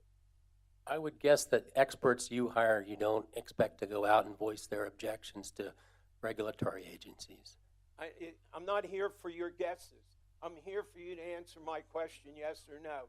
You did not voice your objection to the Lehigh Valley Planning Commission, did you? I did not. Thank you.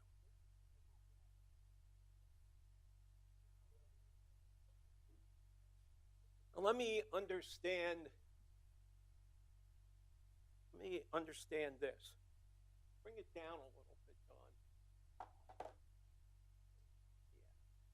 So I think you said it's 54 acres of impervious coverage that will result from this development. Is that correct? I didn't say it. Bossier Engineers did. Okay, well, you accepted in your testimony when you pointed it out, didn't you? Yes. Do you have any, and what you were talking about, strike that, and you were describing, if I understood it, a process by which engineers determine the amount of flow, rate, maybe volume, certainly volume, that is going to come off. Well, let's start with what you talked about. In the pre-development condition, you explained, I believe, that the developer is required to measure, estimate the pre-development runoff on a property, correct? Estimate, yes. And then after he does all of the calculations, the hydrographs, all of the HEC-RAS process, he's got to compare the pre-development runoff with the post-development runoff, correct? Yes. And what you were saying, I believe, is that because this property or Bossier's representation that a significant amount of this property is de-soil, that's an advantage to Bossier because it increases the amount of runoff pre-development? I don't know if I said it was an advantage to Bossier. I don't think I said that. But yes, if you use de-soils, that would tend to increase your modeled runoff. Your pre-development, and that allows you to use something that equates to that pre-development in the post-development condition. Correct. And you questioned whether the D soils that Boja used was accurate. Yes, I did. And if I told you he took the soil mapping from the soil survey that everybody uses, the U.S. Department of Agriculture, you go on the computer and you can get it, wasn't he justified in using the D soils? So what that actually maps at is eudorthins, which is an urban soil that's highly disturbed. And so what you do in that case is you look at the surrounding soils, because that area was already developed when they did the survey in 1974. So you look at the surrounding area to infer what the soil type is in that area that was urbanized already in 1974. The soil map Yeah, that's what I'm talking says about. it was D soils. No, it says it was eudorthins. It was what? Eudorthins. That's a disturbed sort of fill soil that doesn't have proper soil profiles because it's been highly disturbed. And that is what that soil is. Isn't that what that soil is? It's highly disturbed. Yes. And when it's that highly disturbed soil, there's a coefficient of runoff that's associated with that type of soil, isn't there? No, what there is a high uncertainty of what to do with that mapping. But from a practical point of view, to the everyday development, you use the soil maps to determine the type of soil, and then you use the coefficient of runoff that's associated with that soil by the appropriate agencies, right? Correct. Thank you. So, if I understand it,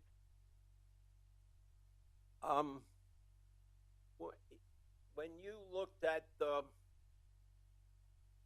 so let's take it one more step, just so everybody understands what you and I are talking about.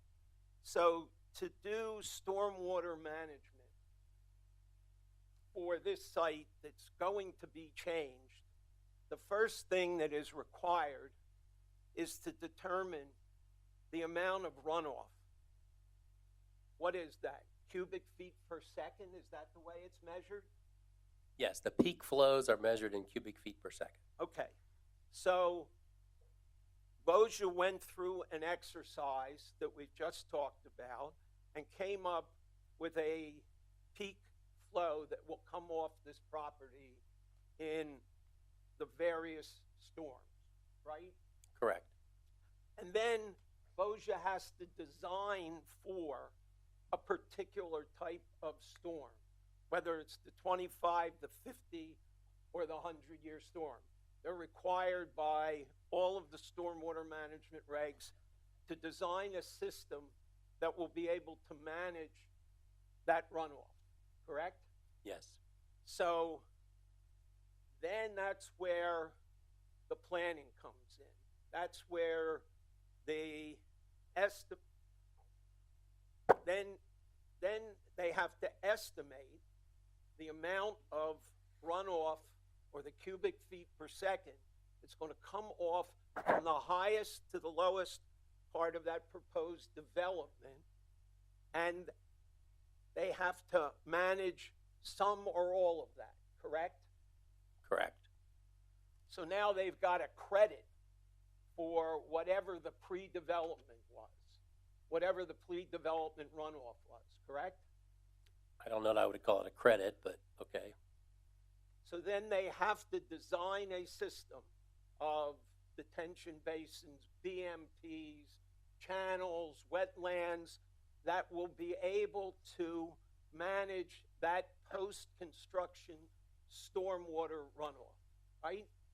Yes. Okay. And from your testimony, I take it that you really didn't criticize that calculation or those calculations that Mr. Haas made with regard to the developed area or the to-be-developed area, did you? Yeah, other than the de-soil thing, it looked like they were standard methods and were reasonably applied to me. Thank you. So what we're really talking about through all of your testimony is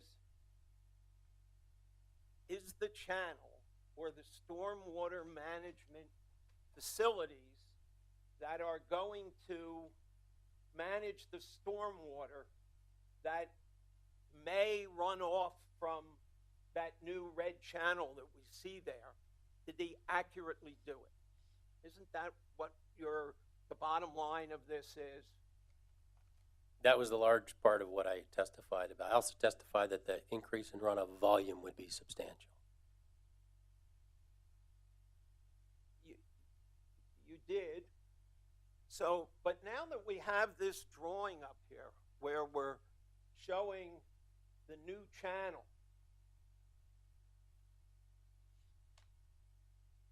assuming for a moment that you're concerned that more water will come through the culvert under Hackett Avenue and go through that red channel, let's assume that you're right, that it's bigger than what Don provided for.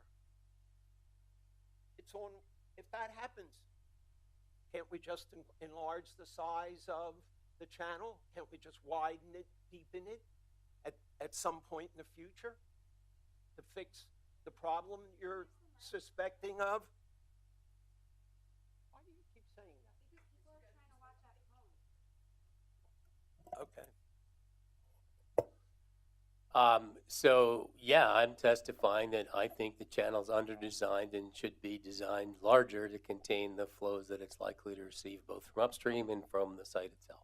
Okay, but you did not do a design, did you? No, You're capable of doing a design, aren't you? not without site-specific information.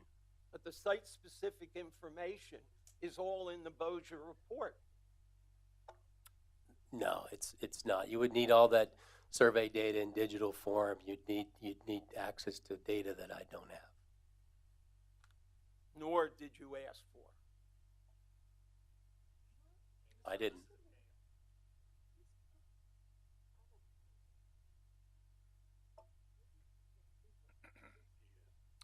Can I interrupt because I didn't hear the answer to the one question that I think is really important. He had asked if, let's assume that everything moves forward as it is now.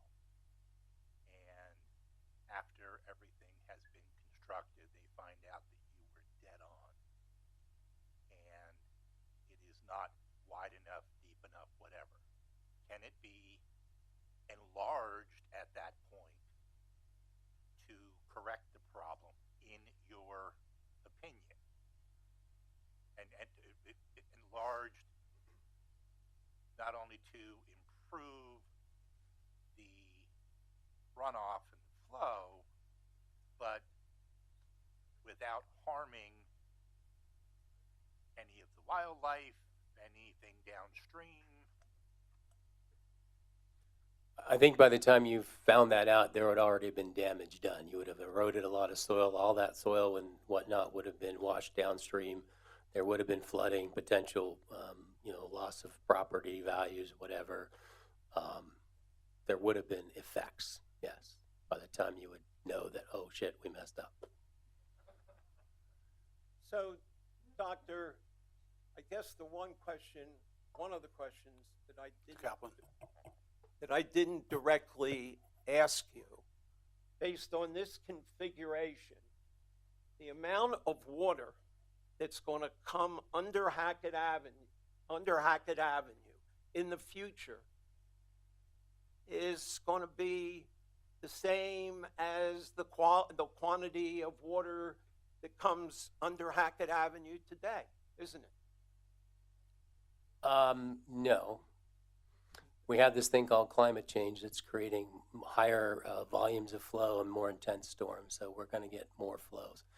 It is mostly built out, if that's what you meant. The watershed is largely built out.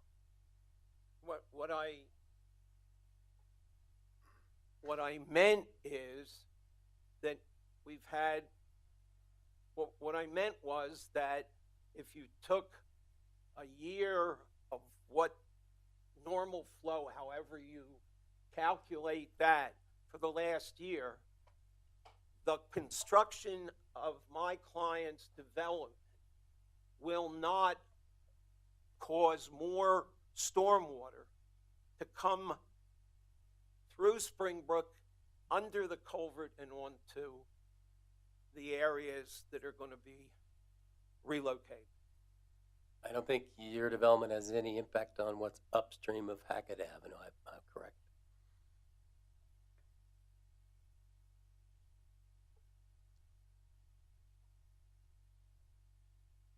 Now, excuse me one second, Don.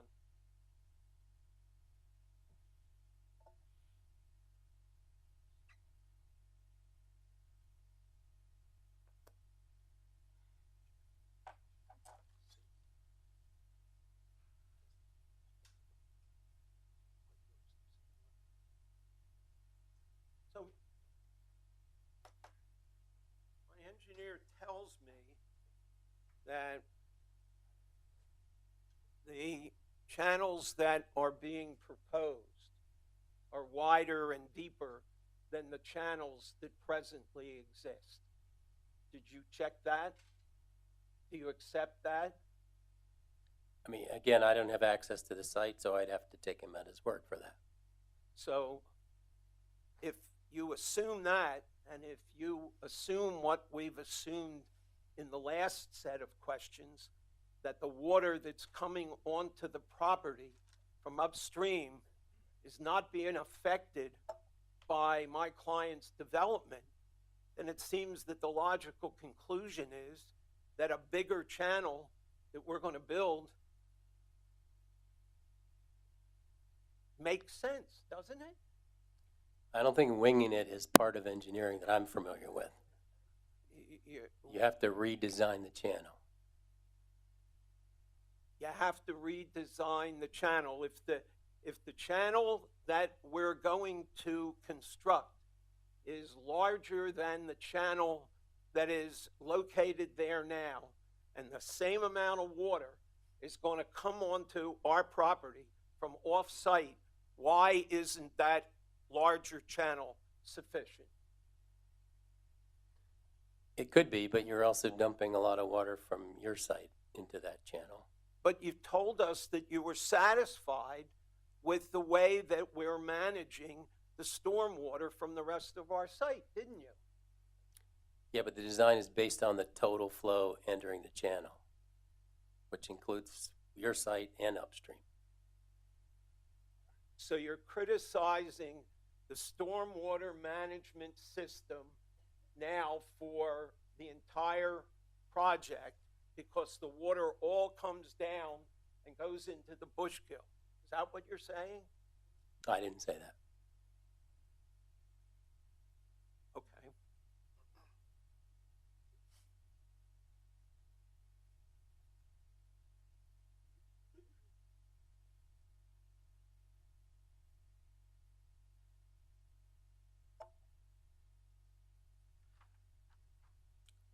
So that the board can understand the regimen. Oh, well, I have another question. Strike that for a minute. Now, my engineer tells me that his study, his HEC-RAS study, compares very favorably with the study that FEMA did in this area.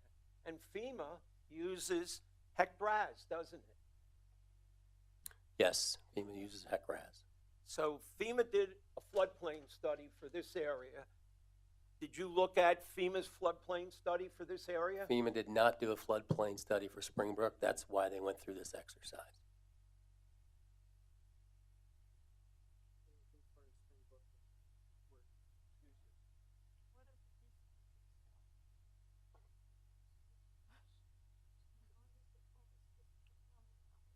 So I'm advised that the FEMA study included the part of Springbrook that intersects the Bushkill.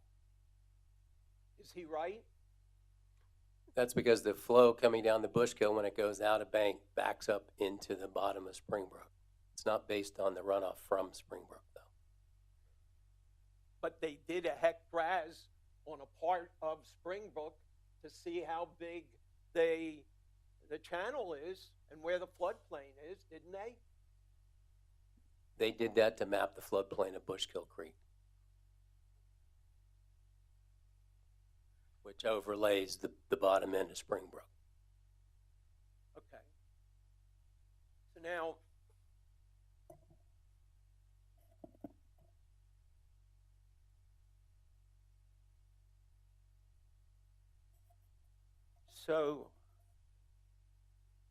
you would agree with me that Pennsylvania has the highest number of impaired streams in the United States, doesn't it? I'm not sure about that.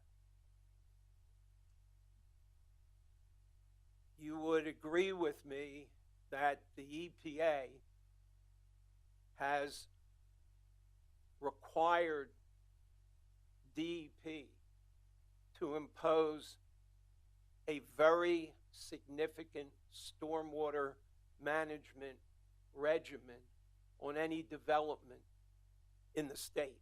Isn't that correct? Those that are in urbanized areas, yes. And this is an urbanized area. Yes. And this project, the plans for this project were reviewed not only by Lehigh Valley Planning Commission under Act 167, but were analyzed reviewed by DEP under Chapter 102 and Chapter 105, the NPDES program, and more importantly, the water encroachment program, didn't they? Yes. And they were approved. Yes. So somebody disagrees with you, and somebody came to the conclusion that the regimen that Bossier went through satisfied the regulations. Isn't that correct? Apparently so.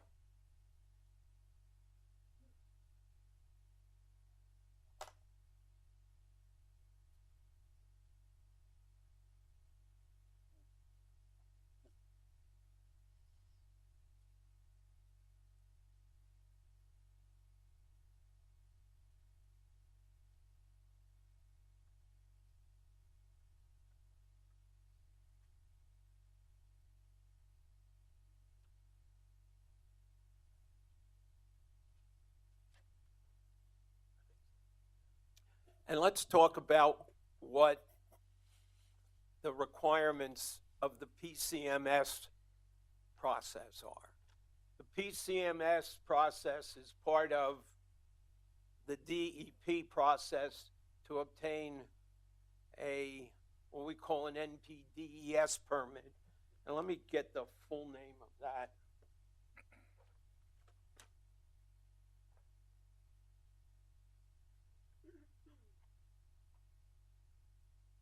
So the permit that we've been talking about is the National Pollutant Discharge Elimination System Individual Permit for discharges of stormwater associated with construction activities.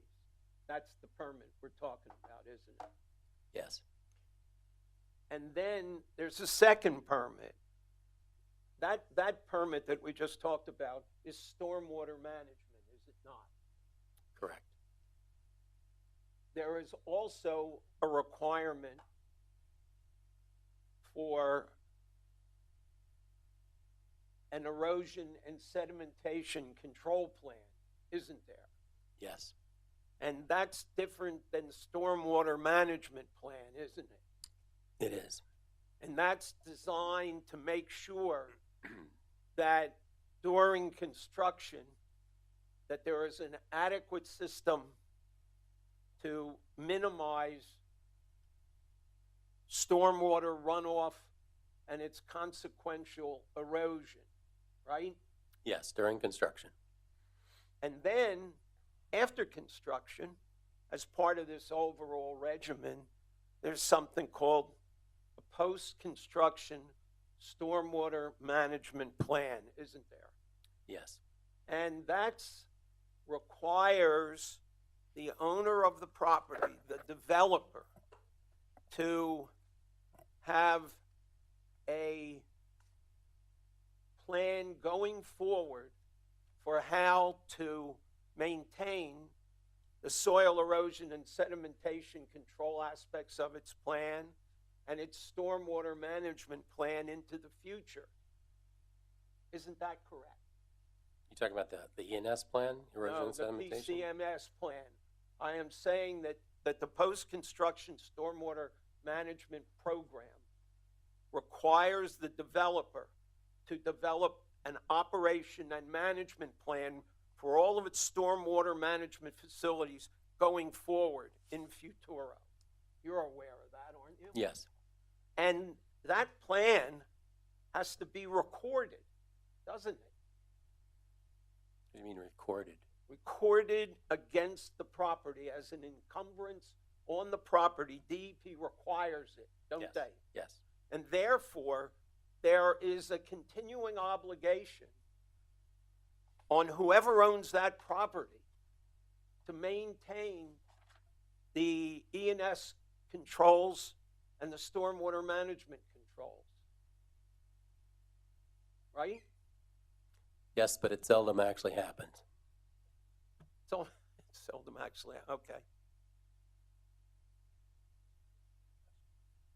And I don't know whether you know this or not. That's about the most strenuous stormwater management control situation in the United States, if you know. Is that a question? Yeah. Repeat the question. Okay. Didn't sound like a Are question. you aware that that is the strictest, most demanding stormwater management regimen in the country? I would object as it assumes facts which are not in evidence. Mr. Kaplan is simply testifying to things that we have no way of seeing. Well, he's an expert in this field, But and he he's really testifying is. to things that aren't in evidence. He's an expert. He either knows or he doesn't know. I think he asked him if he was aware of something in particular. I think as an expert, he can answer whether he's aware of it. Honestly, I don't know what difference it's going to make either way, but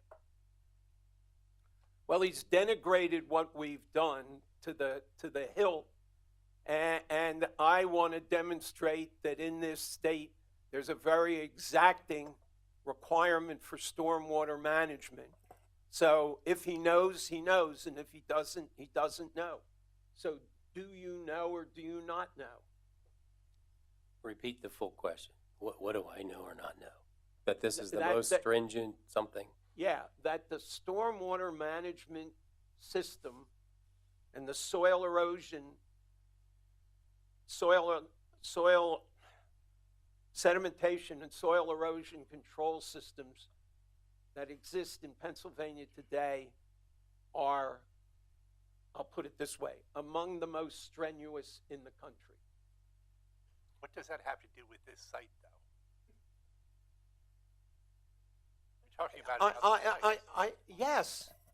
And what's it got to do with this site? This gentleman has come up here and denigrated everything or an awful lot of what's been done.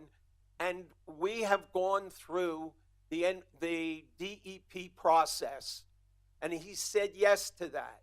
And now I'm saying, isn't this one of the most stringent regimens in the country? And if he says yes, I think that we impinge on his credibility for him saying how bad our system is. I'll withdraw the question. I don't think we have to argue about that. Thank you.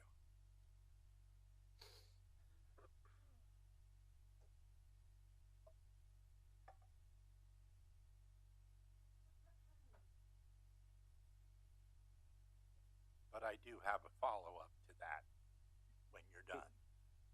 Well, I'm close to done. Let me just look.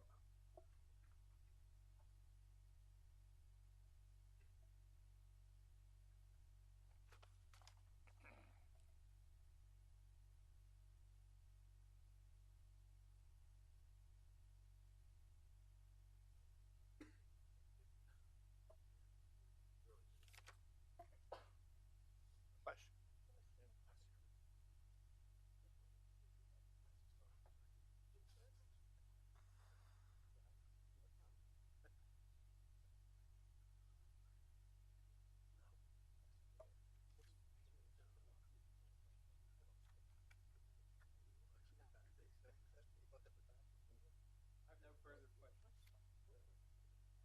Mr. Niski?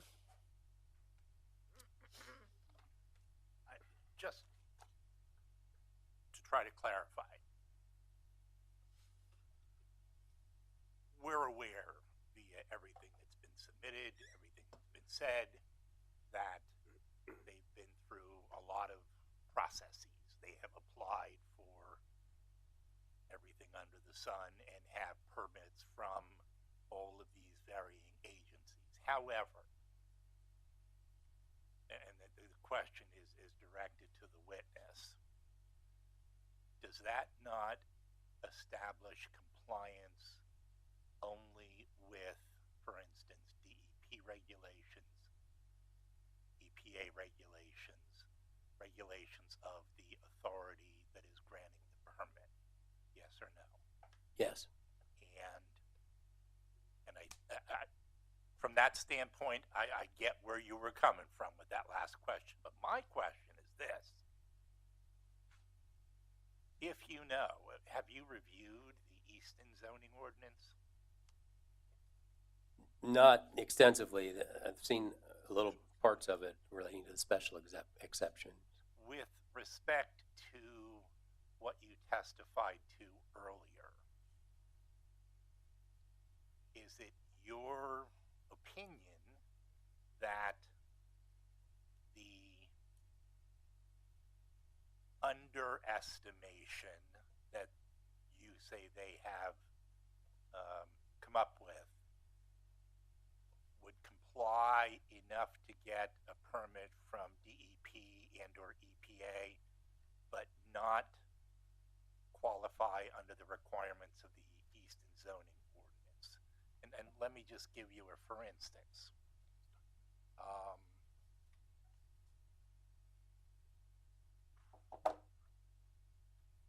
Any improvements they make are to fully protect the health and safety of the general public and any occupants of the structure.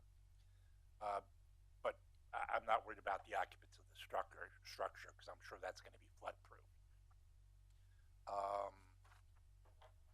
It's to prevent any significant possibility of pollution, increased flood levels or flows, or debris endangering life and property. Is it your testimony that the underestimate that you say they have made is contrary to any of those requirements I just read? Yes. Thank you.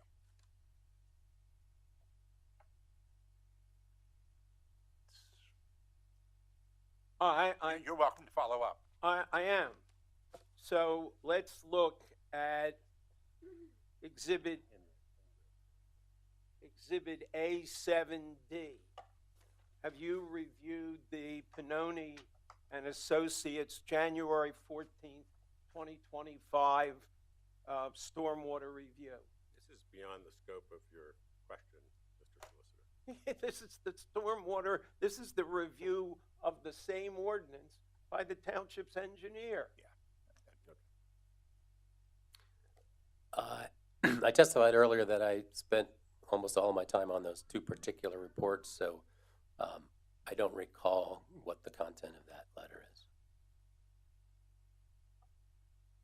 So this says, at this time, all comments have been satisfied, and we recommend approval of the stormwater management plans. That's what Mr. Solicitor, that's what your engineer said. I understand. And then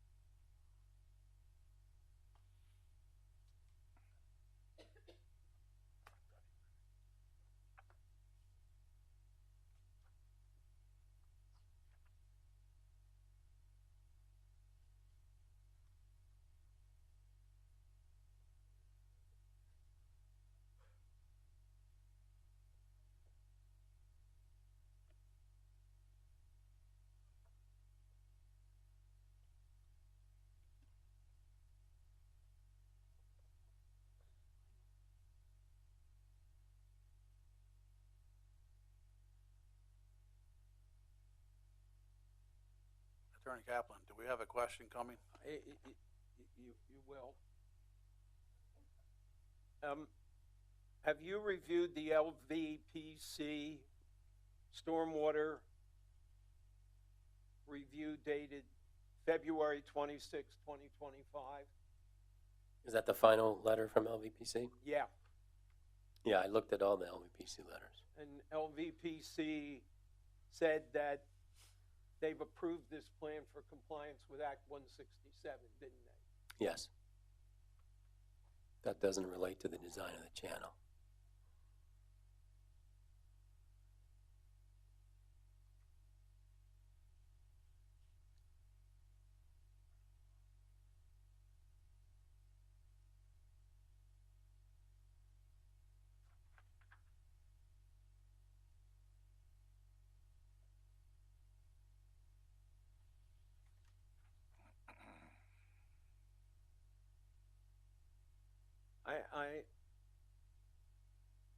I am looking at Exhibit G, the DEP letter of April 15, 2025. Did you review that? Not to my recollection.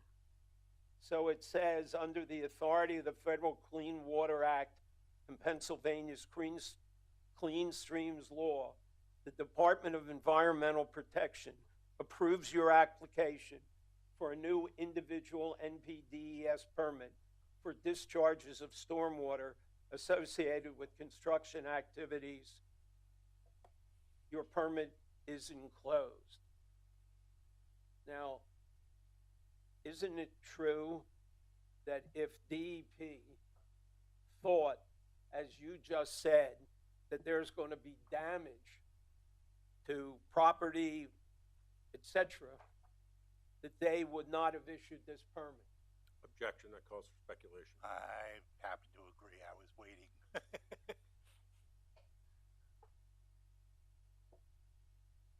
So, Counsel, all due respect, all it means is that in their mind, it complies with their requirements. That's why I wasn't trying to be difficult before, but I was trying to determine if the DEP requirements, the EPA requirements, all the requirements of the boards and agencies that you had to deal with, and I know there were a lot of them, are different from what is in the Easton zoning ordinance, because you also have to comply with that. And I recognize that Easton's own engineer even approve the plan. But that's why we're here, because opinions differ. The Planning Commission makes recommendations to the zoning board all the time, but the zoning board has a different opinion sometimes and does not agree with them. That's why we're here. And my point is of my cross-examination and what all the cases say in the special exception field, that you can't come in before a zoning hearing board and speculate on an opinion regarding traffic or an opinion regarding stormwater without having actually done a study. Now, this gentleman has impeccable credentials, and this is what I was getting to in my voir dire. This gentleman did not take our materials and run it and demonstrate how this plan that was approved by all these agencies is going to negatively affect anything. And the cases are legion. You know them as well as I. I think you're making legal argument now. I may be, but I saw the expression on your face when he said, of course this is going to be a disaster. And that apparently impressed you. So I've got to bring this back to where I think it ought to be. This ought to be about science. And this gentleman is a scientist who did not employ the science that is required to come to the opinion he did. With all due respect, Dr. Brandis has testified that the science that Bogia Engineering used was flawed and is inaccurate. And he also, it's kind of funny to think about Dr. Brandis having 3 months to, at my request, to look at some of these studies and immediately finds that Bogia Engineering left out of their studies the fact that stream stats is not appropriate, that the amount of runoff that of the existing conditions is not accurate. And my question really is, Bogia Engineering has had years to do the investigation that they're asking why Dr. Brandis didn't do in the last 3 months. They've had years to put in a stream guide, guide.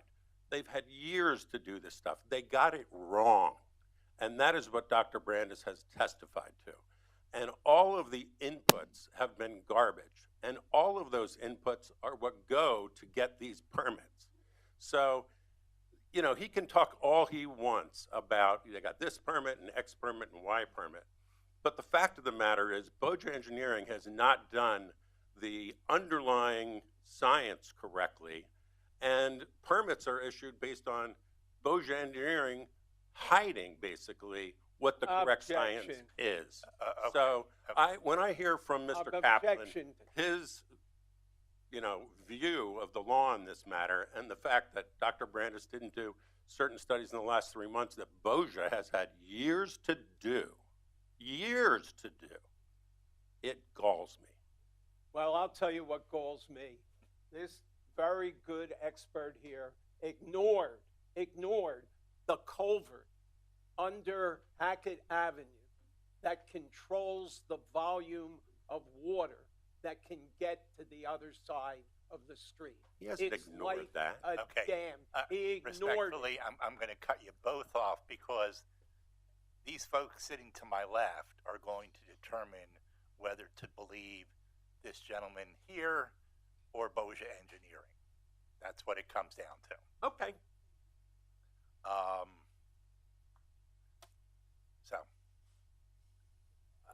Any other questions? I have a question on that. So, my understanding, I guess it's to the witness, that when the EPA, Department of Environmental Protection, all these agencies that we've listed numerous times, when this data or has come to them, aren't they looking at the way in which the data was created, how it was given to them? I mean, are they that? Are they just that inadequate? Are federal and state agencies? I'm just. Well, I mean, so you're asking me to speculate a little bit. I don't think they're necessarily that inadequate, but You know, I did say that this report is 1,184 pages long, and that's only one of the whole file. And so I don't know the level of detail that they look into all the, I mean, I was digging into appendices to find this stuff. And so I'm not sure whether they do their reviews to that level of detail. I really don't know. Respectfully, I was just kind of blow my mind.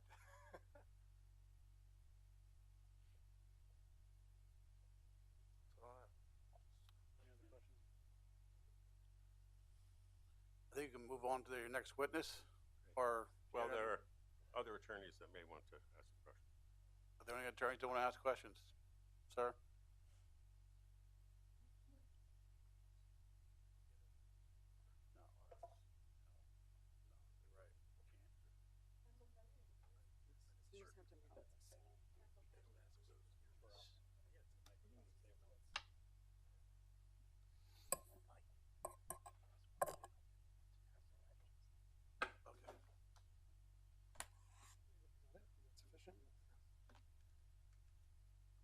Keep us moving along. My name is Cody Harding, and I represent objectors Tim Haas and also the Stop Wood Avenue Warehouse Coalition. And I'll try to keep it brief here. I'm just bringing up some of the letters that were discussed by our witness and Attorney Kaplan. Yeah, can I go back so I can go? Can you help me? All right, I'll while we're working this out, I'll start asking my questions.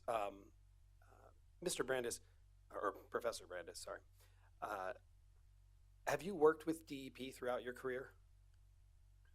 Yes, Is DEP ever wrong? of course.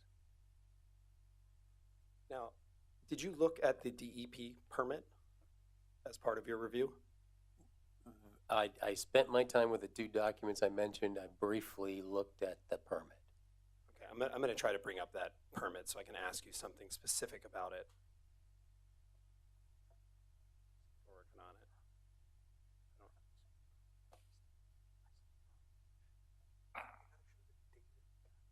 Got it? We can do this a different way if you can't.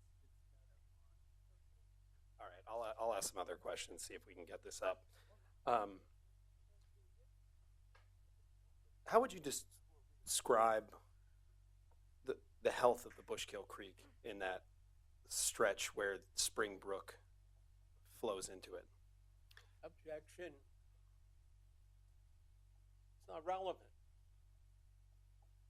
We're not here about that. Well, this tributary is going to be flowing into it, so I think it's a relevant question. Thank you. I would characterize it as a recovering urbanized stream. So it does have some challenges, but on the other hand, there is naturally reproducing brown trout. There's now the opportunity for shad to come upstream through this reach. So I think it's on the improve. In your expert opinion, does this development pose any risk to that recovering stream?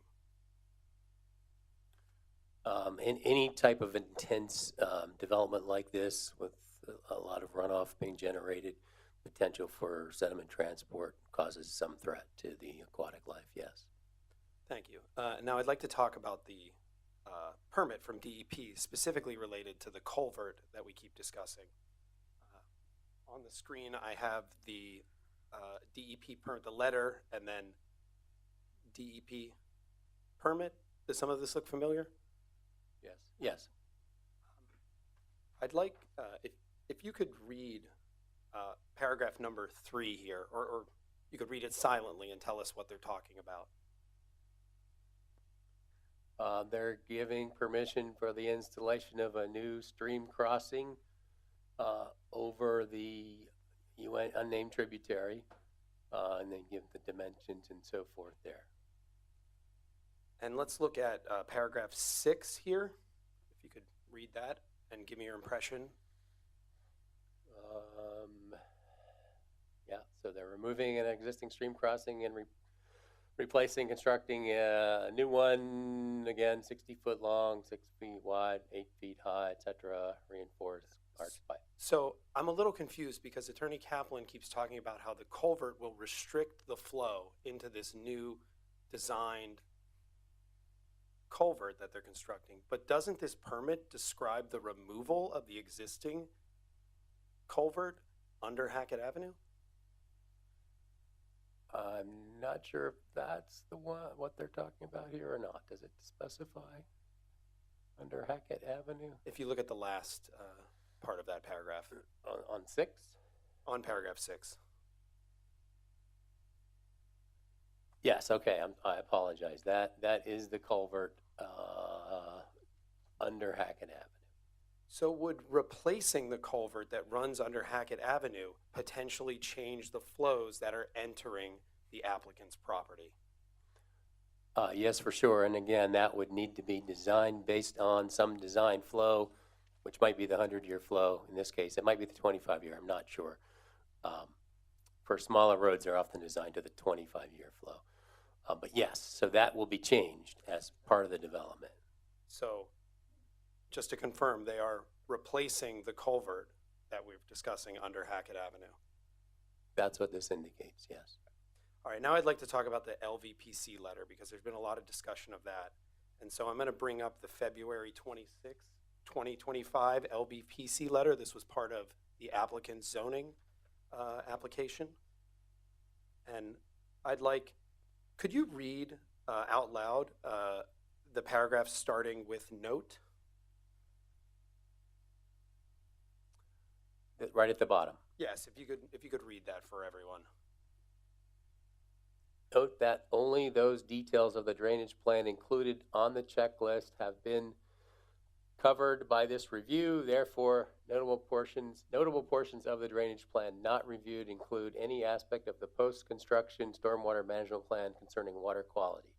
The details and design of any proposed water quality BMPs, the erosion sediment control plan, and the details of the runoff collection system piping. These items are reviewed by the municipal engineer and or others as applicable. But didn't LVPC approve this plan as in compliance with Act 167? Yes. So is this, can you give me your impression of this paragraph and the extent of the review that LVPC conducted? So it looks like there are portions of the review that they've delegated or that the municipal engineer has the responsibility to review. And one final question. Are you comfortable with the assumptions done by Boja Engineering in conducting this complex stormwater plan? Objection to the word comfortable. Are you professionally confident with the assumptions made by Boja Engineering in their complex stormwater management plan? No, I've testified that I'm not comfortable with them. Thank you. Confident in them. Thank you very much for your time. No further questions.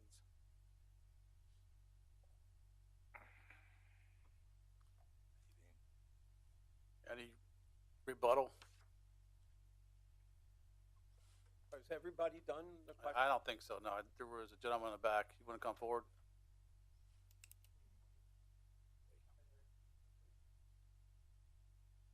Give your name and address for the record, please. My name is Xavier Garcia Molina. I live at 651 North 13th Street. I live about 80 feet from the Bushcoat Creek itself and 690 feet from where the Bushcoat Creek is going to meet with the Springbrook. And I'm sorry, Garcia Molina, Garcia hyphen Molina, Molina. Can someone help me connect this? Please. Yeah, get a better system here.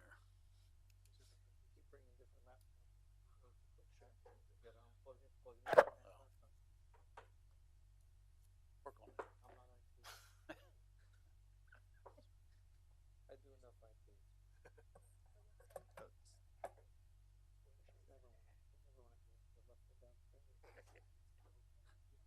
Okay.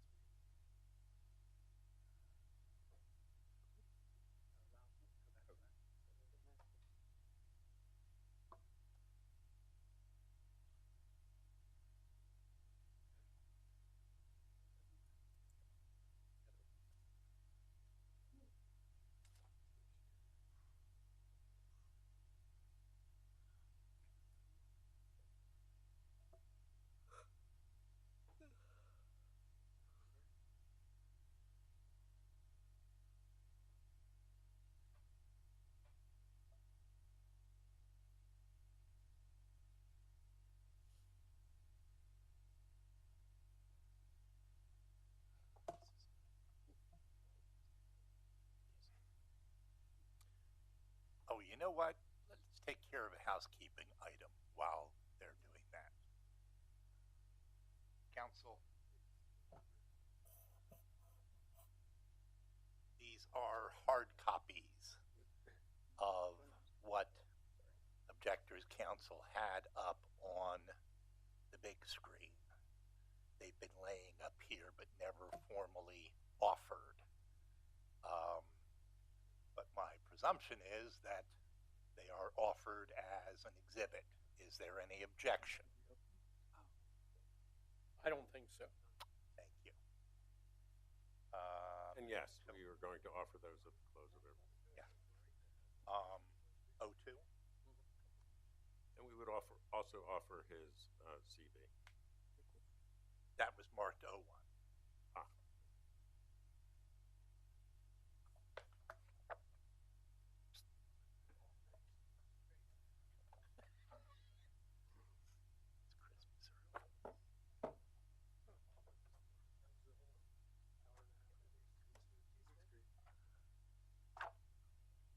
Let me know when you're ready. Go ahead, sir. So like I said before, I live 85 feet from the Bushkill Creek itself at the Silk Mill. And it's about 690, 700 feet from where the Bushkill Creek and the unnamed tributary are going to meet. And so I have been regularly taking pictures outside my window because it's something that's very clear and evident that's an issue.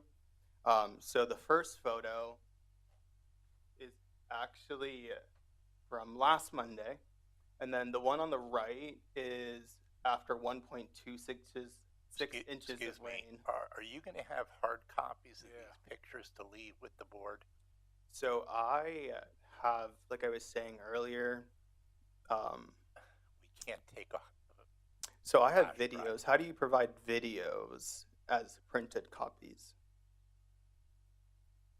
You contacted the zoning office and were told that you should have printed copies for the meeting.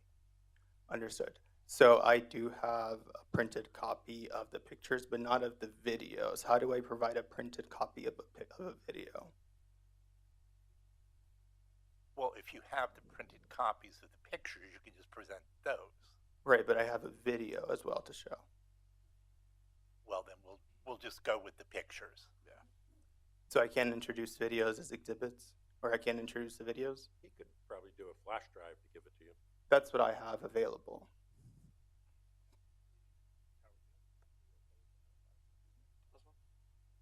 Okay. All right. Thank you. And so that on the right, like I said, is 1.2 inches of rain after 24 hours.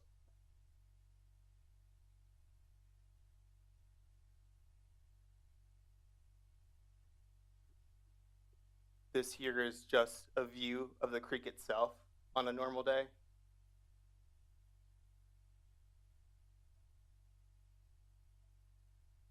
And then the next video is after 1.41 inches of rain in 24 hours on May 9th, 2025.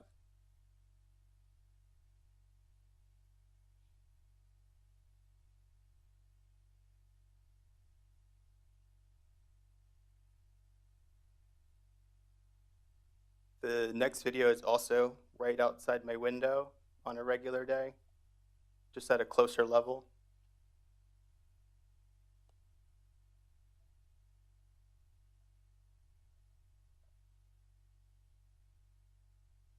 And then this is on July 3rd, 2025. And so that last video was 0.78 inches of rain in 24 hours. And so I wanted to ask the professor, given your testimony and everything you've shared, when you see these videos, how is that going to impact where I live? How's the development going to Correct. impact? So you were talking about how the way that the development did the study, it's underestimating the bankful or the potential for flooding. And like I shared just now, if I could get back, as you can see, even after just 1.26 inches of rain, it goes almost up to the bank. And I know that you had wrote it down. You had talked about at the 10-year flood, it was over 4 inches of rain. And so in comparison to those two, what can I expect to happen on my property line? So typically the bank full flow is considered to be a little bit less than the 2-year flow. So maybe for 2-inch rainfall roughly should produce bank full conditions. So, I mean, it's probably more complicated than you realize because there's a lot of water coming from upstream also, right? And Right. so the question is, would this development cause a noticeable change in the flow, that you observe here? And that it's a little hard for me to answer that. And the other part of it depends on where the storm happens. If the storm is in the lower part of the watershed, I think you could see more of an effect. If the storm covers the entire watershed, there's a lot of water coming from, I mentioned that 31 acres, that's the upper part, or I'm sorry, 31 square miles. So it's a little bit, unfortunately, it's a little bit hard for me to answer whether you would qualitatively notice the difference for an average storm. You may not, but others you might. Depends on the track of the storm. So if there was a storm that tracked across the bottom of the watershed, you'd have a higher chance of seeing a noticeable difference. But, for a storm that occurs over the entire watershed, it's really a hard question to, I can't sit here and testify that, oh yes, you'll see a rise of X number more Doctor, inches. You're talking about the effect of a particular storm, not the effect of our development. Is that right? They're intertwined. I just didn't know which he asked. I thought he asked just about the storm. So there might be some circumstances where you would see an impact, but there's going to be others where you probably don't notice the difference. So And I've seen that stream during Hurricane Floyd, September 2004, where you would have been afraid to stick your camera out that window. There was so much water rushing past. So it gets much higher than that. Okay. So earlier you were talking about an underestimation of values. Can you tell me a little bit more about that so that I can understand it and how it relates to this? Yeah, so what I'm talking about is the modeling that was done to estimate the flow coming down Springbrook, which is an input to the design of that channel, the relocated channel. So that is only a portion of what you see flowing past here because the main stem of the Bushkill is coming from upstream. Okay. So while I have you here, I obviously am not an engineer. I tried my best to read through and understand this. But you might be able to help me out. So this is from your HECRAS study, and there's a warning page, and for me, when I see a warning page, that's usually what I should look at. And so here at the bottom where it says that a hydraulic jump has occurred between this cross section and the previous upstream section. And then the warning is that the conveyance ratio is less than 0.7 or greater than 1.4, which indicates a need for additional cross sections. What does that mean? Do you know? I mean, it's not my report, and so I don't recall this particular page, but maybe I would ask Mr. Haas that question. Could I ask Mr. Haas that question? He's not on. He's not being questioned right now. Can he be asked? Yeah, he was done. And I agree with you. He was done. Okay, so you're not going to put him on to dispute anything that this gentleman is saying? That Dr. Brandis is Yes. saying? I haven't made up my mind yet. I don't think so. Okay.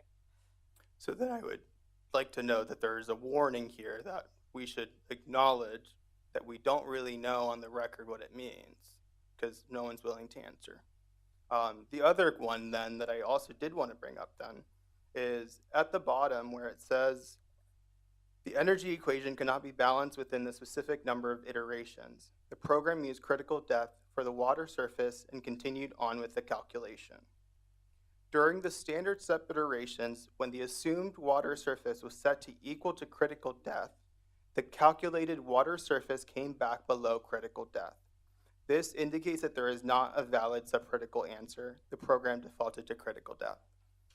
While I'm not allowed to ask them questions specifically about what that means, what is saying here very clearly is that the program itself shifted to an automated number, which they're referring to as critical death, because the program couldn't actually compute the number. Does that sort of potentially something that you could speak to? Yeah, that's a reasonable conclusion. Right. And so that's something that I think is important to know, that the warnings that their study is telling us that they're also right now not willing to speak to is saying that the computations that they're utilizing to determine the critical depth of the equations themselves is unknown. And right now, a lot of what's being discussed is theoreticals. Theoretically, it should be this number. Theoretically, it should be that number. But where I stand, the only actual data that I've seen that's actually based on something is what I've observed around how much water is actually happening during these storms. How much is the bank filling up? And I think that's one of the things that I really struggle with this is that we have a study that you all are relying on that has warnings saying we should be careful about this, which has StreamStats data that might be improperly assumed. And when I speak to you later, I can add up on that. But right now, as our city solicitor was saying, that yes, you might have DEP approvals. Yes, the Army Corps of Engineers might have approved it, but that's not the job before you today. The job before you today is not necessarily to say, yes, you have the City of Easton's approval because you have DEP and you have Army Corps approval. It is around, do you meet the standards around 298.13, which is all about protecting life, property, and the public welfare within the floodplain zone. And that's up to you to decide the level of critique that you want to have on the hydrology and hydrologic analysis that is good enough for you all.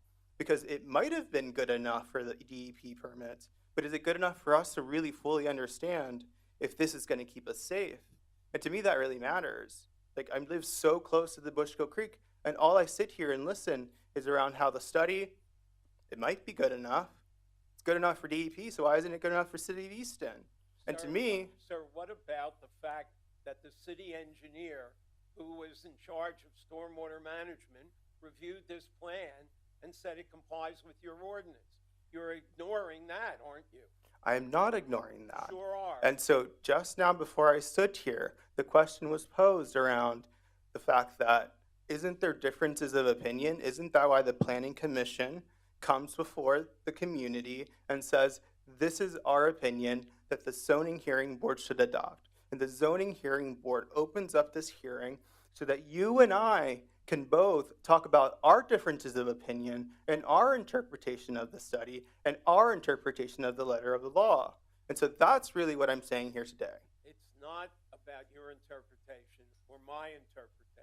That's your whole argument. It's about compliance with an ordinance, with a statute, with the Army Corps of Engineers, having been reviewed, and nobody taking an appeal. Nobody raising a comment before the agencies who are in charge of this. And you come in here and you don't care about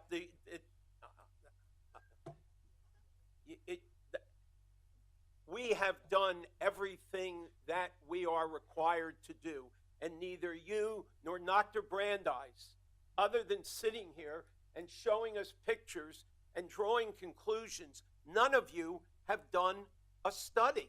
And that's what the law requires. You can't come in here and just criticize what was done. You have to demonstrate, you have to demonstrate how we're wrong and what the effect is. And nobody has done that. All due respect, counsel, I don't think he was criticizing the study. He was just bringing to everyone's attention that the study that your engineers did do has a clear warning on it. That out of 1,100 pages, it has a warning that he can't tell us what it is. It's part of a program. But the bottom line is that program came to its conclusion and was reviewed by your engineer, by LVPC, by DEP, by the Army Corps of Engineers. We have done everything and who knows we if can. They saw that warning out of 1,184 pages. That's their job. That's their job. And you and I both know Well, that then why didn't people- somebody take an people don't- appeal? Why didn't somebody take an appeal? This is why we're here. Ah, Because with all due respect, and trust me, I agree with you. You guys have done a lot here. But I think with all due respect, what you might be overlooking is job isn't done. You still have to go through this agency. yeah, and we have to talk about what the criteria is. It's set forth in the ordinance. Yeah, And we have a difference of opinion between one expert and another. And that's what it's going to come down to. you're going to make whatever decision. I'm not making any Well, decision. You know Thank what I goodness. mean. The board's going to make whatever decision it's going to make. I Right. agree with that. Yeah. That's all I have right now. I do want to present my own case at a later time, but I just wanted to ask some questions of the expert Okay. related to that. right, thank you. Do you have the hard copies of what you just showed to Yes, give me 1 second. It's back up. hand to the board now? Give me 1 second. Are there any other questions of this witness before we release him from his shackles at the table?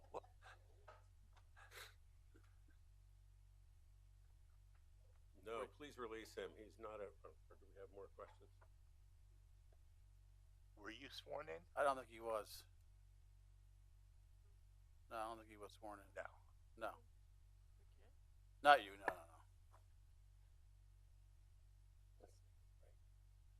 All right. Take a 5-minute break. Dr. Brandis just told me he would like to use the facilities. Sure. Deshaughnessy, do you have more witnesses? Actually, I'm going to use the time to see if my other witness is available. Like I said, he is not available here. He would have to be presented by Zoom, so, because he's not in Easton today. So I'm going to check with him to see if he would be available. If he's not, could we take another of the witnesses by one of the other counsel? We could. Thank you. 5-minute break.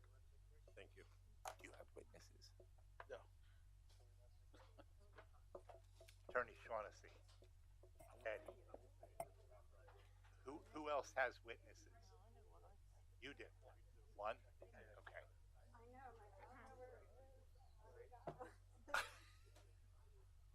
What's that? You'll think twice about telling Gene. I know, I was gonna say. You'll think twice about saying yes to Gene again. They're not usually Yeah, this way. I have to say, this is an exception. That's probably why she didn't tell you. Mr. Nitschke, I have a question. Because Mr. Harding has told me he has a witness, I have a witness. There's no way that, given the length of yeah, I'm wondering, all these people that I mean, residents, they want to speak. So, possible to have them speak and have our witness. There's no way we're getting either one. Like Cody just told me, there's no way he's going to be done it. My witness is out of state, so it would be great to have him. So I should put you back on for rebuttal, saying what that. Thinking about his Now, what retainer. about the cold? That cold?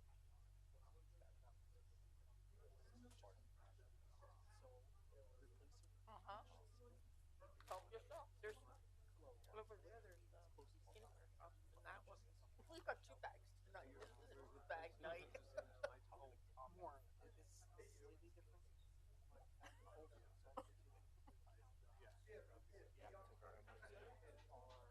Help yourself. This is dinner.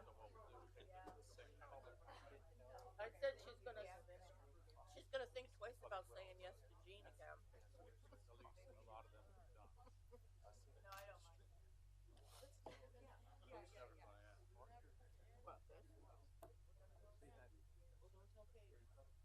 think we're gonna.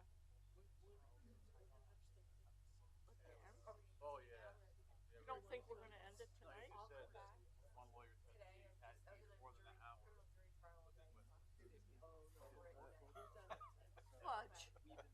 You gotta be kidding me. Well, yeah, 10 o'clock's it. We draw the limit. Well, one of the girls that filled in with Jean, she sat down. She said, "I'm only here till 10 o'clock." She said, didn't she? Remember the one she came in? She said, "I'm only here till maybe." Oh, yeah. I'm only here till 10 o'clock. She said, "I don't." She had breaks too. I'm not. It's a break time. Yeah, because she's a smoker. She's a smoker. And she had to go out and have her cigarette. But yeah, oh yeah. Before she even sat in the seat, she goes, "I'm only here till 10 o'clock." But it's not safe. It's all on our property.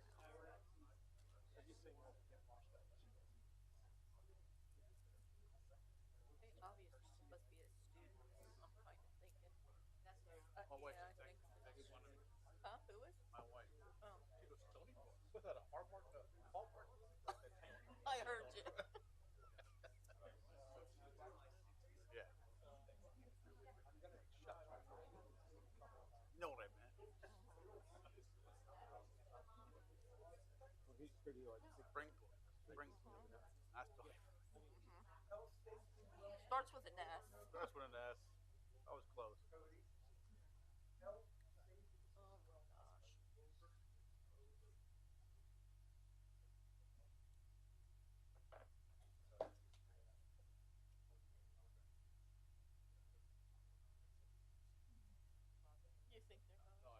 gosh. You think they're going? No,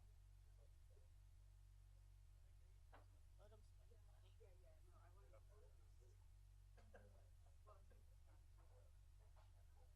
Well, let them spend money. Yeah, because they don't have any money. That's why. That's the only reason. It is the only view. I know that. I heard that from somebody else that lives in Wilson. That's where they did it for the I money. mean, my daughter lives in Wilson, but I told her she should run for whatever the council is. We need people on there that know what they're talking about. Maybe off the record stuff. Hmm? That's not gonna do it. Oh, This is really tough.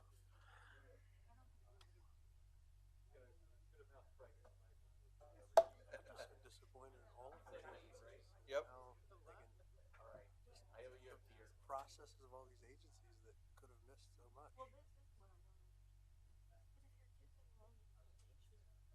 But if you're doing long implementation, if your projections are projected right, correctly, Shouldn't they be able to see that? they're going to go out and do those agencies. That's what I mean. If this professor Yeah. found it, like if I'm doing a like if I'm showing Dwayne, the finest zoning director around, I'm showing him I'm going to wreck this building with steel of certain sort, and I use, plastic.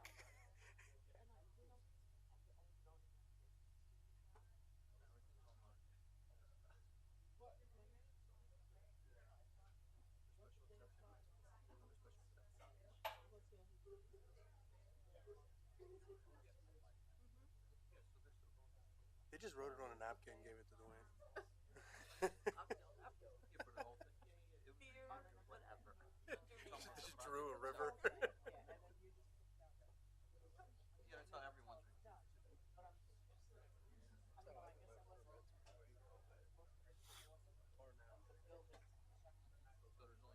So we're going to do another round of this. I hope it's only one more. Bob, are we doing another round? Are we going to be doing another round?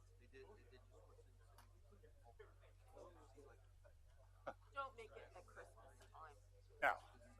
It's gonna be in the new year sometime. Tell me what they I are. got too much to do. I can't be bothered coming back here again. April, May. Another special meeting. I'm 27. 27. I have 60 gift baskets staring at me at home to do. February sounds good. Night's cold. February night.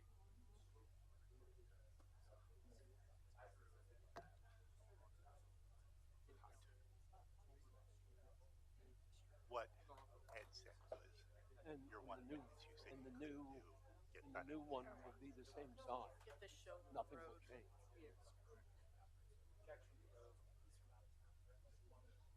Oh, that's not what he said. How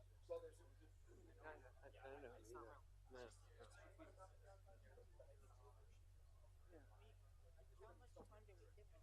Yeah, but he's going to have to be here for cross-examination. Oh. Well, he's in his seat. He must know by now.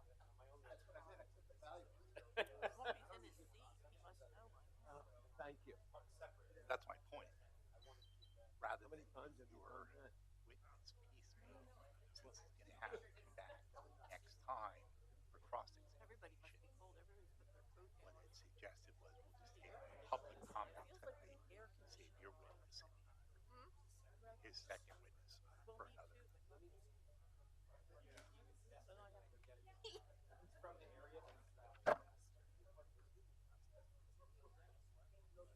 Huh?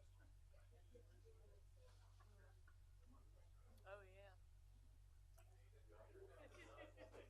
So he couldn't put him on and then not, and it couldn't be he has to be cross-examined right away. That were Well, but my point was he's going to have to come back anyway because We'll have to answer questions.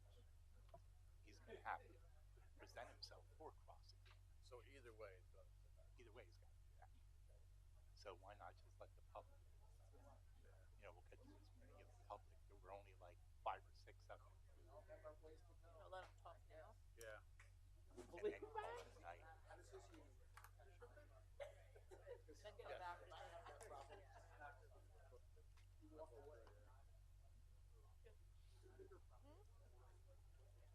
Yeah. Very well spoken. Yeah, he was very well spoken. All right. Gwen, you ready? Oh, yeah. Are you ready? Absolutely. Right. Paige is more than ready.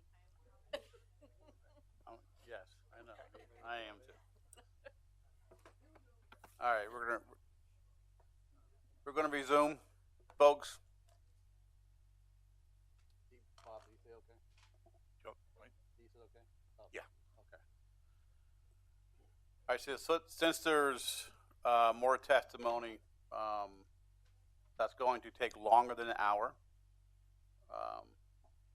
We're going to obviously have to continue this again to another hearing, but in the remaining time that we have, we're going to take, there's about 5 or 6 of you that were sworn in earlier tonight. We're going to take some comments now from the public. Comments or evidence? Their comments. Well, we don't know what. Yeah, I don't know if they're going to provide any evidence or not. If I could add, I think there are formal objectors who are not represented by myself or the other 2 attorneys, and those were the individuals or organizations we were hoping to give time to speak, since the attorneys couldn't finish their presentation before the end of the meeting. So I just wanted to clarify, they're not public comments, but individuals or organizations that have signed up at the last meeting as formal objectors. Right. Right. And So do we have, sir? I'm not signed in, but I have questions. you weren't sworn in? Okay. Then No. we made a statement at the beginning Yeah, I missed the beginning, I'm sorry. that if you weren't signed in and you weren't sworn, and we even did it a second time, is there anyone here who was sworn in who wants to, sir? You have to come to the podium.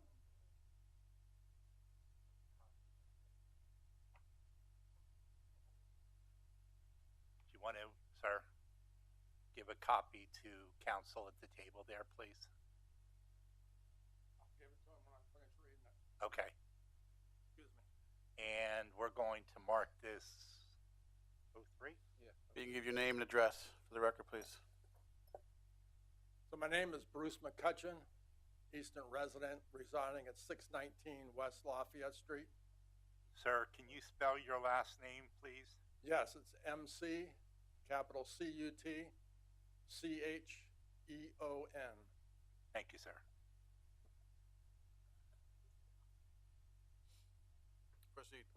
Thank you. As already stated, my name is Bruce McCutcheon. I'm an Easton resident, and I'm here representing the 131 members of the Forks of the Delaware chapter of Trout Unlimited. Our local Trout Unlimited chapter was founded in 1972 and has served this Lehigh Valley community for over 50 years.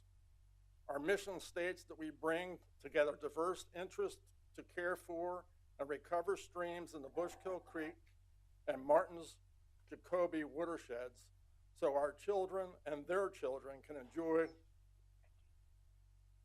wild and native trout.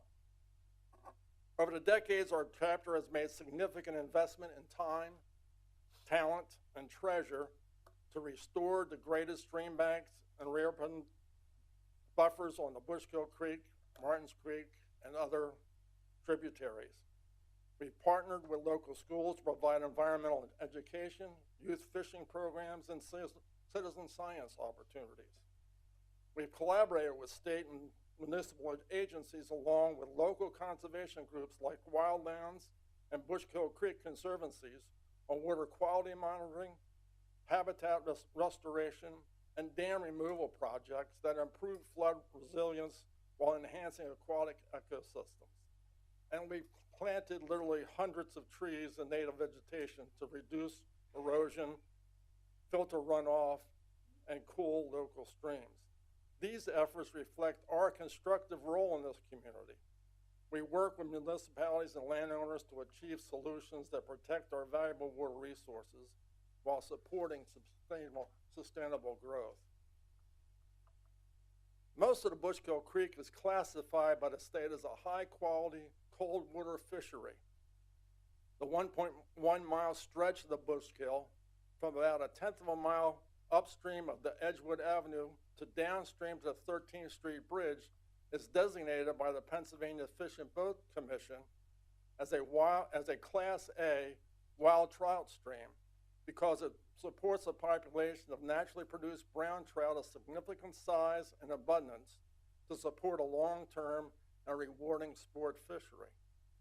Anglers from Pennsylvania, New Jersey, New York, Delaware, Maryland, and beyond come to this area to experience this precious limestone stream and its catch and release artificial lure only fishing, which adds impact to the overall economy of our community.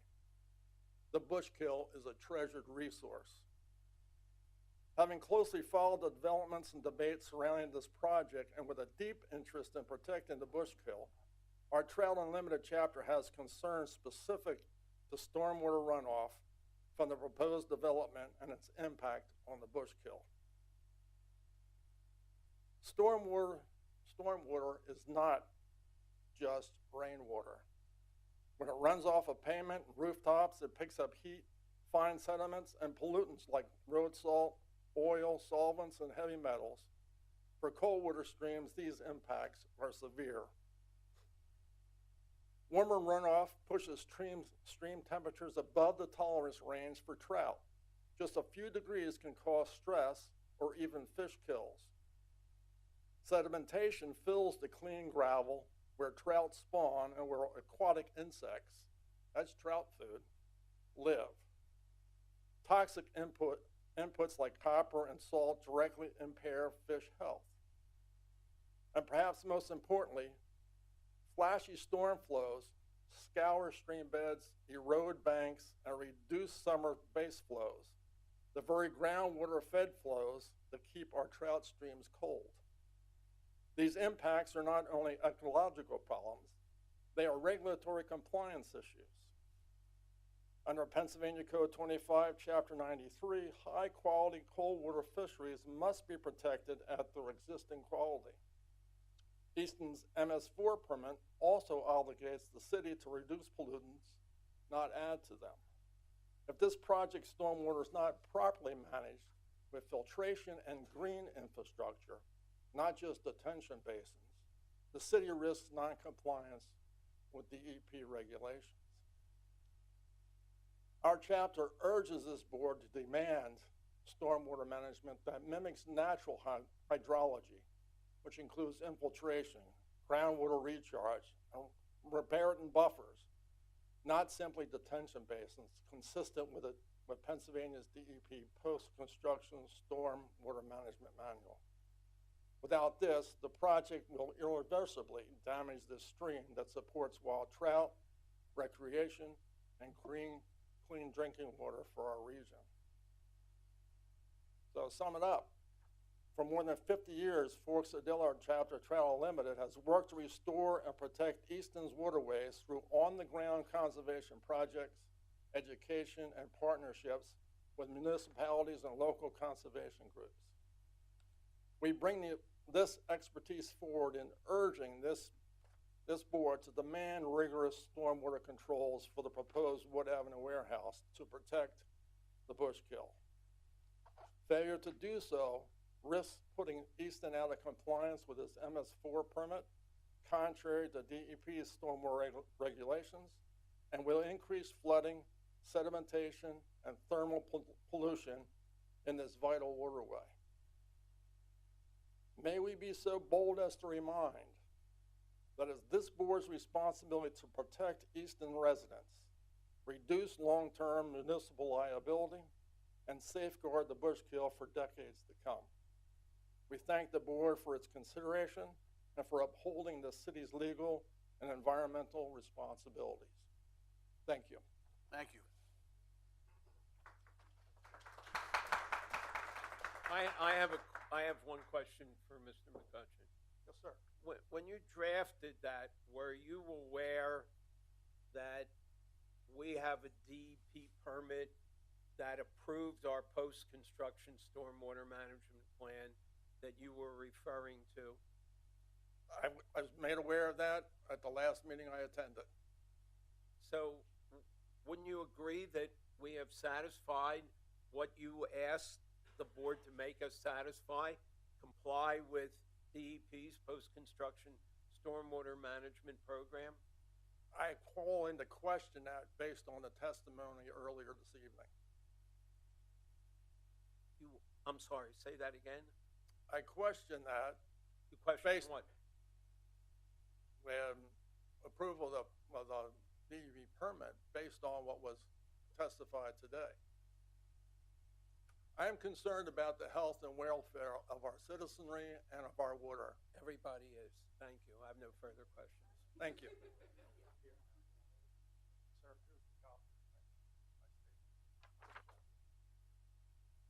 Who's next?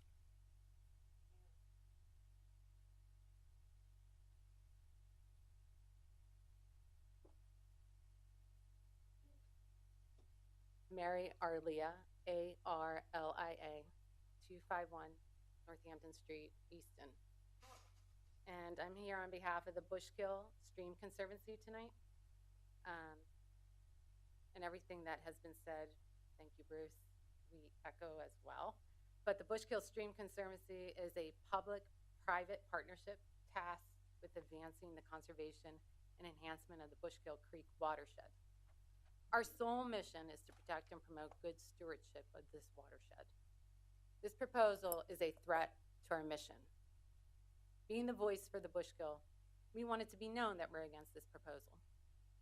Since the Conservancy's inception in 1991, much work has and continues to be done with the watershed, from repairing and planting projects, physical improvements, remedial work along the creek, as well as educational programming, public outreach, recreation, streamside restoration, and so forth, historical documentation.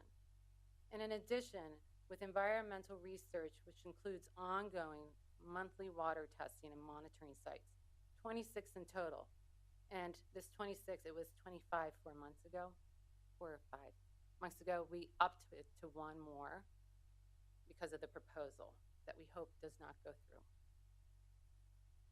Well over $1.25 million in grants have been invested in the Bushkill since 2020 alone, which has been used for the dam removal to restore the creek to its original volume and flow, repair work on the repairing buffers, and protection of the existing buffers. And this continues as well, moving forward, even more so. The Bushkill suffered more than a century of industrial depredation, and we're all aware of that. and only now is being fitfully returned to as close to its natural state as modern science and funding permits. This has been achieved through numerous partnerships, which has been mentioned in the past, Wildlands Conservancy, Jacobsburg Environmental Center, etc., and countless hours of volunteer work. Much headway has been made, and there's much more that needs to go forward, moving forward. Therefore, we have grave concerns in what this warehouse proposal represents, which is the largest threat to the entire watershed in the 21st century. From the tributaries leading to the Bushkill itself, and the surrounding flora and fauna, they are all at risk. Apart from the acreage in the Palmer Township, the vast majority of this former Superfund site will be disturbed and re-engineered in the construction phase, and there will necessarily be significant amounts of construction-related discharge with potentially unknown contaminants into the Bushkill. A former quarry on the site adjacent to the Bushkill is known to harbor uranium and thorium. A corner of the building will either abut or overlap that quarry site. The project's development plans indicate that blasting and excavation of the hillside on the north end of the property to provide the base fill is likely to result in a differential of 110 feet. That's from the top of the berms to the trail improvements, which runs alongside the Bushkill Creek. That differential is significant, and that slope will incur major erosion and sedimentation issues that will negatively impact our waterways and impair the stream. Upon the project's completion, the sheer scale of its impervious cover will also add additional persistent erosion and sediment issues as our weather patterns, which was mentioned earlier, continue to change in Pennsylvania, and we're aware of that. There are many retention ponds putatively designed to handle the runoff with this project, but those themselves could fail with catastrophic downstream effects. Finally, the relocation of the Springbrook tributary will require disturbance of soil, possibly or is contaminated soil, that we do not know the contamination status of this proposed new bed, which lies in a FEMA-designated flood zone. As a result of these risks to the Bushkill stream and the entire watershed as a whole, we are opposed to the scale and type of development on this site. Remember, we all live and rely on clean and a functional watershed. Let's continue moving forward towards a cleaner, healthier watershed for future generations. I thank you for listening on behalf of the Bushkill stream and as a resident and as everybody that lives in the watershed. Thank you. Thank you.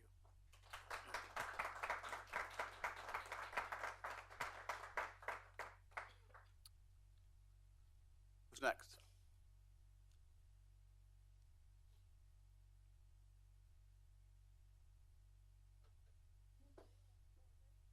Hello, I'll go next. My name is Ben Cohen. I live at 200 High Street here in Easton.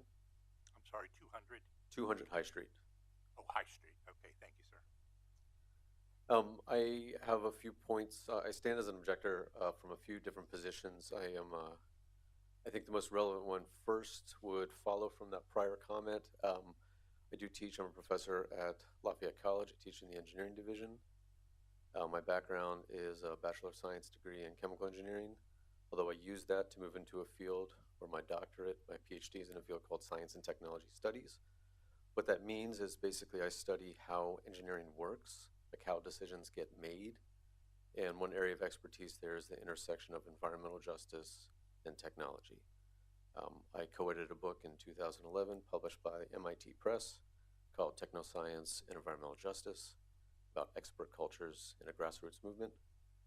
And I say that to follow up with a project that I was a co-editor for with the Nurture Nature Center in 2017. The city of Easton was commissioned and signed on to what was called the Global Covenant of Mayors for Climate and Energy.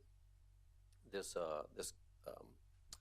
came to being in 2017 after the election of 2016 and Paris Accords and the U.S. federal government removing the U.S. from the Paris Accords. So I think over 7,500 cities in the U.S. signed on to this Global Covenant of Mayors agreement, including the city of Easton. That led to a study done by my students which was then picked up and published by the Nurture Nature Center in 2018. That document was a climate vulnerability assessment for the city of Easton. It considered how the city would be vulnerable to changes in heat and rain and flooding events over the next 50 years. At the time, it was over the next 65 years. That was pinned to the year 2075.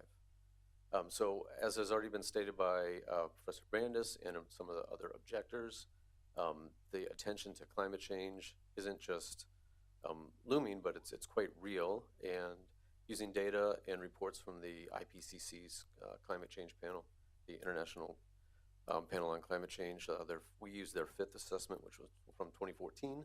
They're now up to their 7th assessment to publish documentation for the city of Easton to expect and plan for increased flooding. Easton, I think as all residents know, is already a high flooding region with 4 major floods in the last 26 years, up and above the average of the 100-year flood, which by the name you might think is about once 100 years, but we've had it 4 times in 26 years. That trend is expected to only increase. There are no estimates where that will decrease over the future. So that the expectation from the proposal to move a tributary isn't just something to calculate at this point in time. It's something to take into consideration as its effects and consequences for the next decades. Every single manipulation of a floodplain will be damaging. Every manipulation of a floodplain, especially in Easton, especially facing climate change, will be more damaging than the average one. The Climate Vulnerability Assessment Report was picked up by the City of Easton, which did then pass its own climate action plan. I believe that was in 2019, using that report. So it was voted on and approved by the City of Easton as something to be considered for future decision making. My second point, I'll keep much briefer, which is just to comment that in research on technology and environmental justice, that basically means environmental justice as in, I guess we can say 2 areas. One is the process, is the process of decision making about environmental matters fair? Like who can contribute, who has the opportunity to be part of that decision making process? We're currently in the middle of that right now. It's happening right here with civic engagement, with lawyers, with zoning boards, with city councils, with planning commissions. There's also the element of matters of distribution, after the decisions have been made, who benefits and who is harmed by environmental factors, whether that's water or air or soil or chemicals, any kind of pollution. One element of studying this is understanding how those who are proposing and building technologies take or use their own methods to try to develop that. So we have an example here where the counsel for the developer follows a pattern of exerting power and privilege over this audience, many times explaining to the board what you're supposed to do, many times using his position and his microphone to tell you what you have to do. Choosing both materials to show us selectively and then challenging other witnesses by saying they're choosing things selectively. I think we saw that with the Lehigh Valley Planning Commission letter. Resting arguments on the fact that you need to present facts, not emotions, and yet exhibiting a lot of hostility, belligerence, condescension, all of which are emotions. Resting the case on strong emotion outbursts, denigrating panelists, denigrating community members. These are what you find in the development of technologies that cause environmental injustice. And I keep saying technology, and a warehouse is a distribution technology. I know it's not like a car or a computer, but a warehouse is a distribution technology, and that's the relevant case here. I offer this just to say that I object and stand here as an objector on those 2 grounds, both as manager and co-editor for the Climate Vulnerability Assessment, which causes concern for any action we would take or any exception we would grant that could damage the watershed, as well as my second position as understanding and studying technology and environmental justice and the methods and modes that are used to try to make these cases. In fact, what I study is this. This is what I study, what we're doing right now. So thank you very much.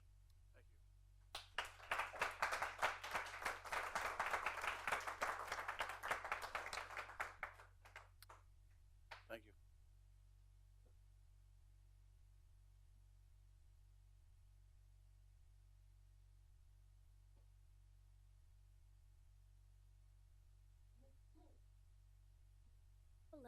name is Jennifer. I'm going Can to you read. give your last name, Jennifer, and your address, please? Sure. My name is Jennifer Rush, and I live at 195 Cedar Park Boulevard. But I'm actually here today to read a statement from Jennifer Murray and Joe Langdon, which are business and property owners of Three Birds Coffee House. They were sworn in at the last meeting, but unable to be here for this portion of today's meeting. This statement reads, "On behalf of my husband and my employees and myself, I am writing to express our opposition to the proposed project known as the Wood Avenue Warehouse. In 2018, my husband Joe and I purchased 226 Bushkill Street, a historic home known as Bull Mansion, after the prominent Easton businessman who built it in 1862. After an extensive 18-month renovation, we were able to open our business, Three Birds Coffee House, there in May of 2019.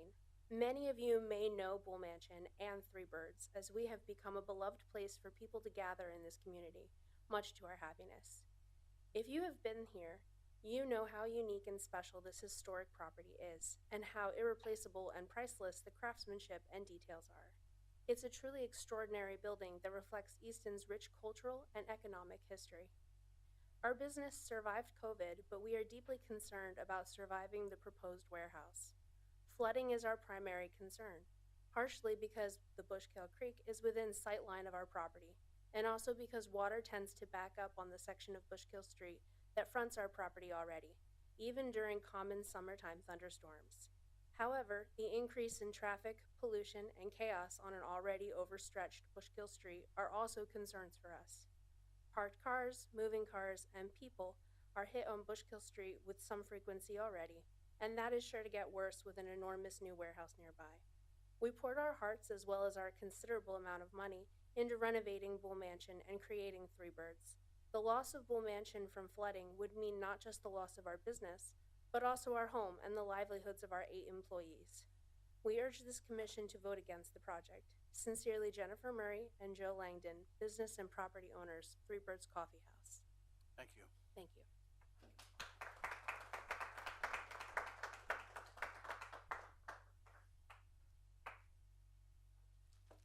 Is there anybody else? Sir.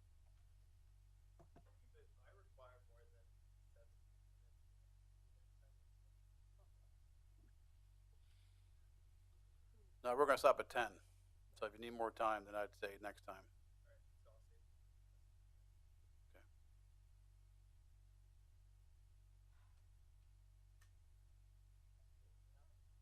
Anybody else?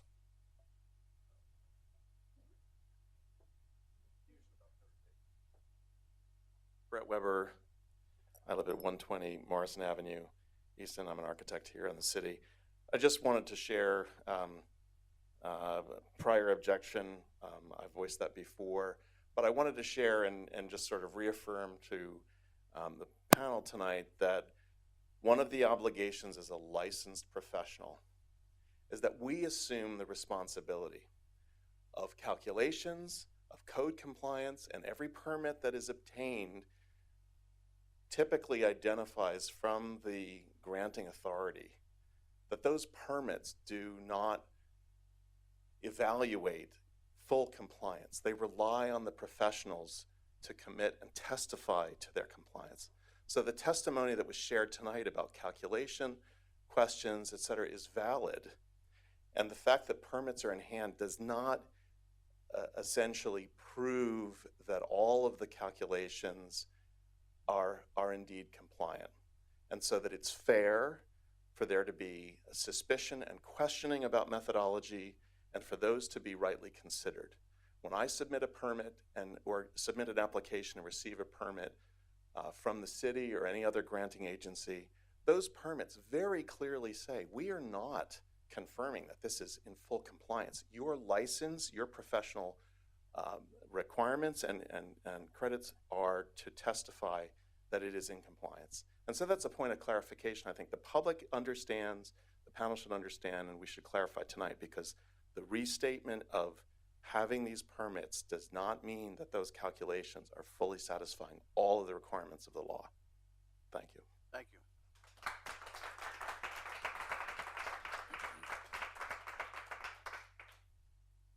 Anyone else?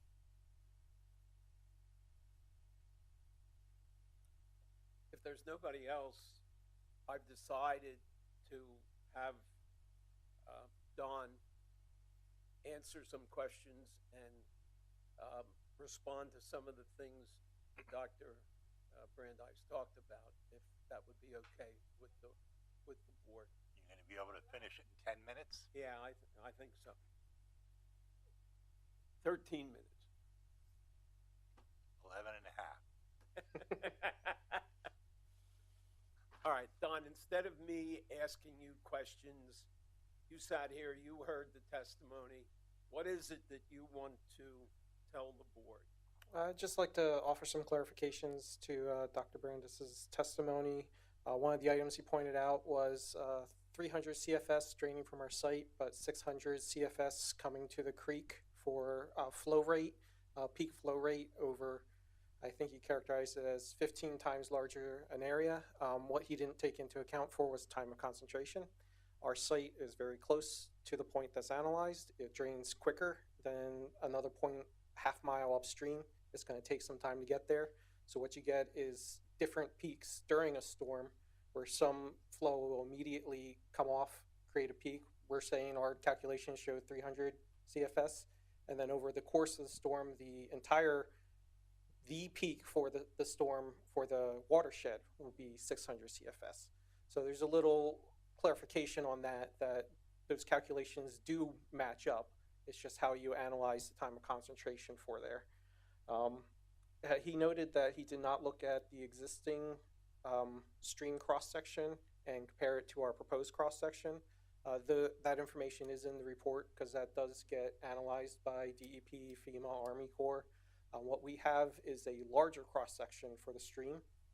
So I'm kind of oversimplifying here a little bit, but the culvert on Hackett Avenue does act as a bit of a rate control.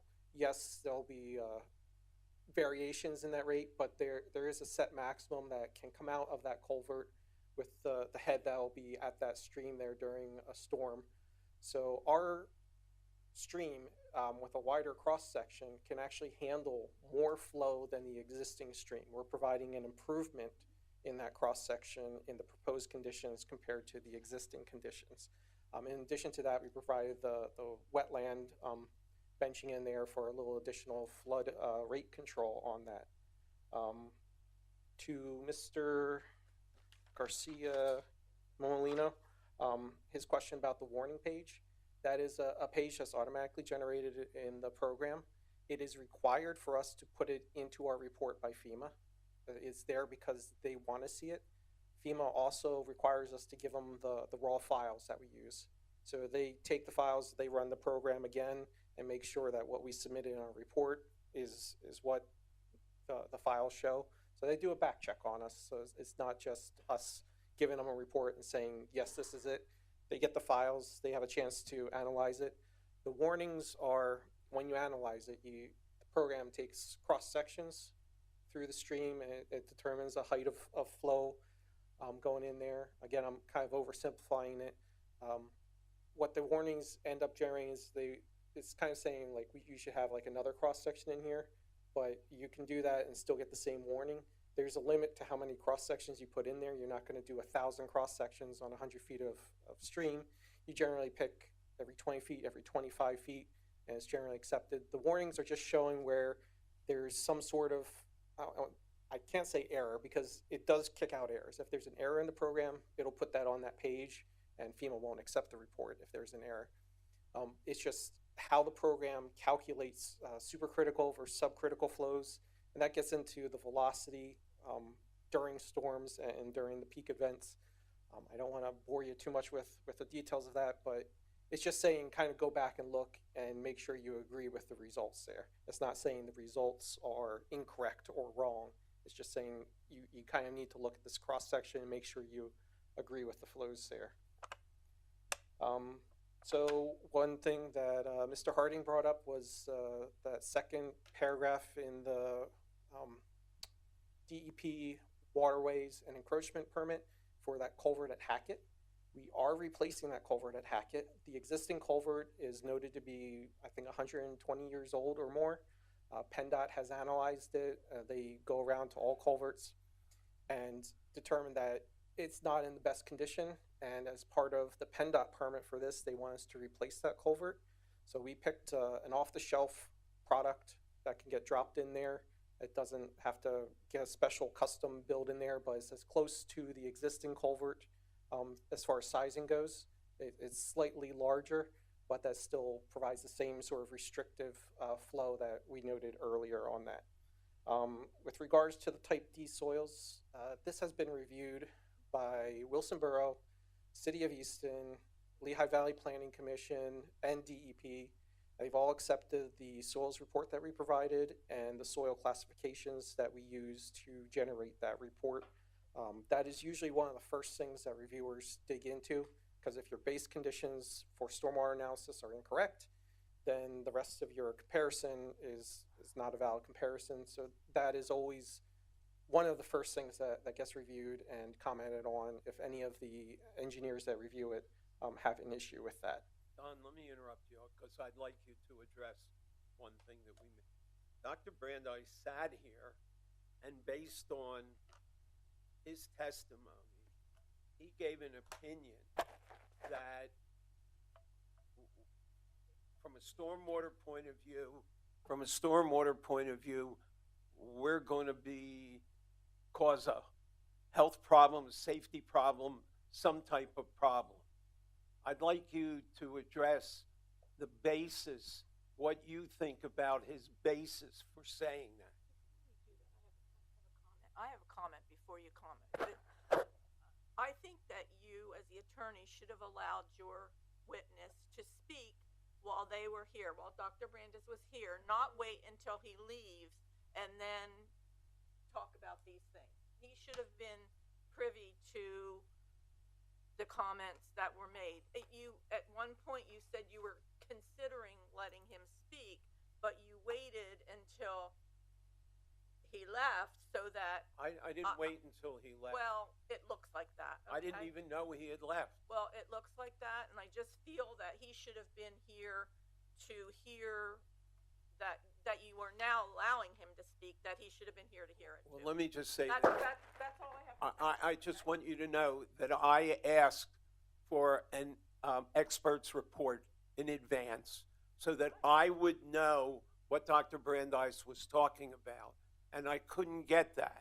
I understand that, but I understand also that I feel he should have been here to hear the comment. That's just my opinion. Go ahead, Don.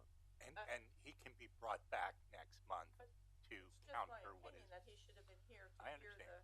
what I was agree. going on. I agree. So he discussed this. But, ma'am, So he discussed some of the objection to the safety of this, and from our design standpoint, we're given an improvement over the existing stream. We're making a larger stream cross section. We're providing the floodplain benching. As far as stormwater, we're providing significant filtering. Knowing that this is a natural trout stream, that was one of the things that DEP flagged to us before we ever submitted an application. We had a pre-application meeting with them, and they said, you will have to abide with all the water quality requirements for this stream because that was a priority for them. They actually agreed that the relocation of the stream to daylight it to the surface is a significant environmental improvement for that tributary or spring brook, as it's being called. We're filtering the stormwater as best we can on the site.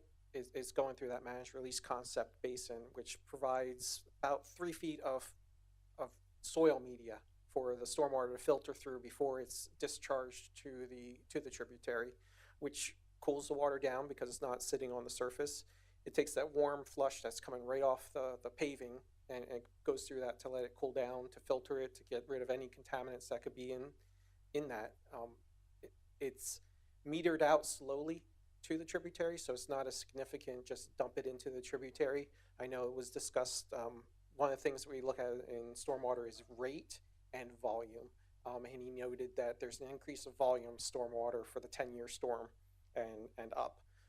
DEP does require that we maintain a 2-year volume, and they allow the larger storm volume to go out, but that larger volume is being metered out slowly over time. It's not just being dumped into the creek and going to provide flooding, additional flooding and creek height downstream from the project site. It is very specifically designed so that it does not cause that issue. That is one of the criteria of the Act 167 and DEP permit requirements. So I guess, you know what, my comment on you is, you talk about this like that we're just fixing Spring Brook, right? And that there's no warehouse on the site, and that there's no oils or gas from the trucks or all this other stuff that's going to filter into the, you know what I mean? So that's you're talking about, like, if we were just doing the brook, yeah, fine, but we're not, right? But Mr. Chairman, isn't that what we're here about? Of course. I'm just making a comment. Well, I think that Don could address that. If you could address that in a minute and a half, you can. Go ahead. Go ahead. Yes, I am focusing on the creek because that is the application that's in front of you. It's a special exception specifically for impacts in the floodplain. I do know we're proposing a warehouse, and I get that's where a lot of the emotion and objection to this project comes in. As far as the creek work that we're proposing and the creek relocation, I see it as a positive improvement for the city, and that a lot of the objections are on the warehouse side of it. Yes, there is drainage that's going to come from the truck courts, and that's why we designed the stormwater system the way we did. The immediate truck courts go into smaller basins that filter it before it gets discharged to a larger basin that again filters it before it's discharged to the creek. It is doing it in series and in steps, and it was actually one of the processes that DEP encourages when you have high intensity uses like a warehouse and truck docks and truck driving in there. We're not just putting it into one basin and discharging it, it's going through several filters and vegetation over time so that it is cleanest water that we can discharge. Thank you. I got 1 minute. I'm kidding. You do. One quick question. You just mentioned something about changing filters. Changing? I thought you did. Staging filters. Oh, staging filters. It goes through stages of filters. Okay. So the filters are not something that have to be changed or maintained on a regular basis? It's soil filter. It's soil media with plants in it. Okay. So if there's any problems and too much contaminants, the plants will essentially show you that something's wrong here and the soil will have to be cleaned or whatever there. But Don, there's an O&M plan. Correct. It is part of the operation and maintenance that is recorded as an encumbrance against the property. Thank you. Question?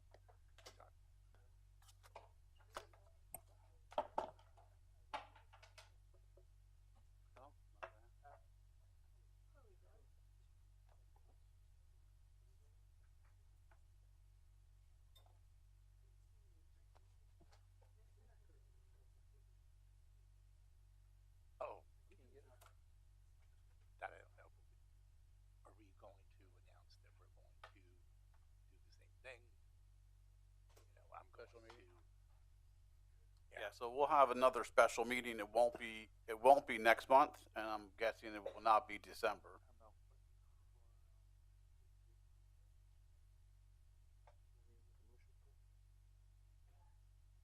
For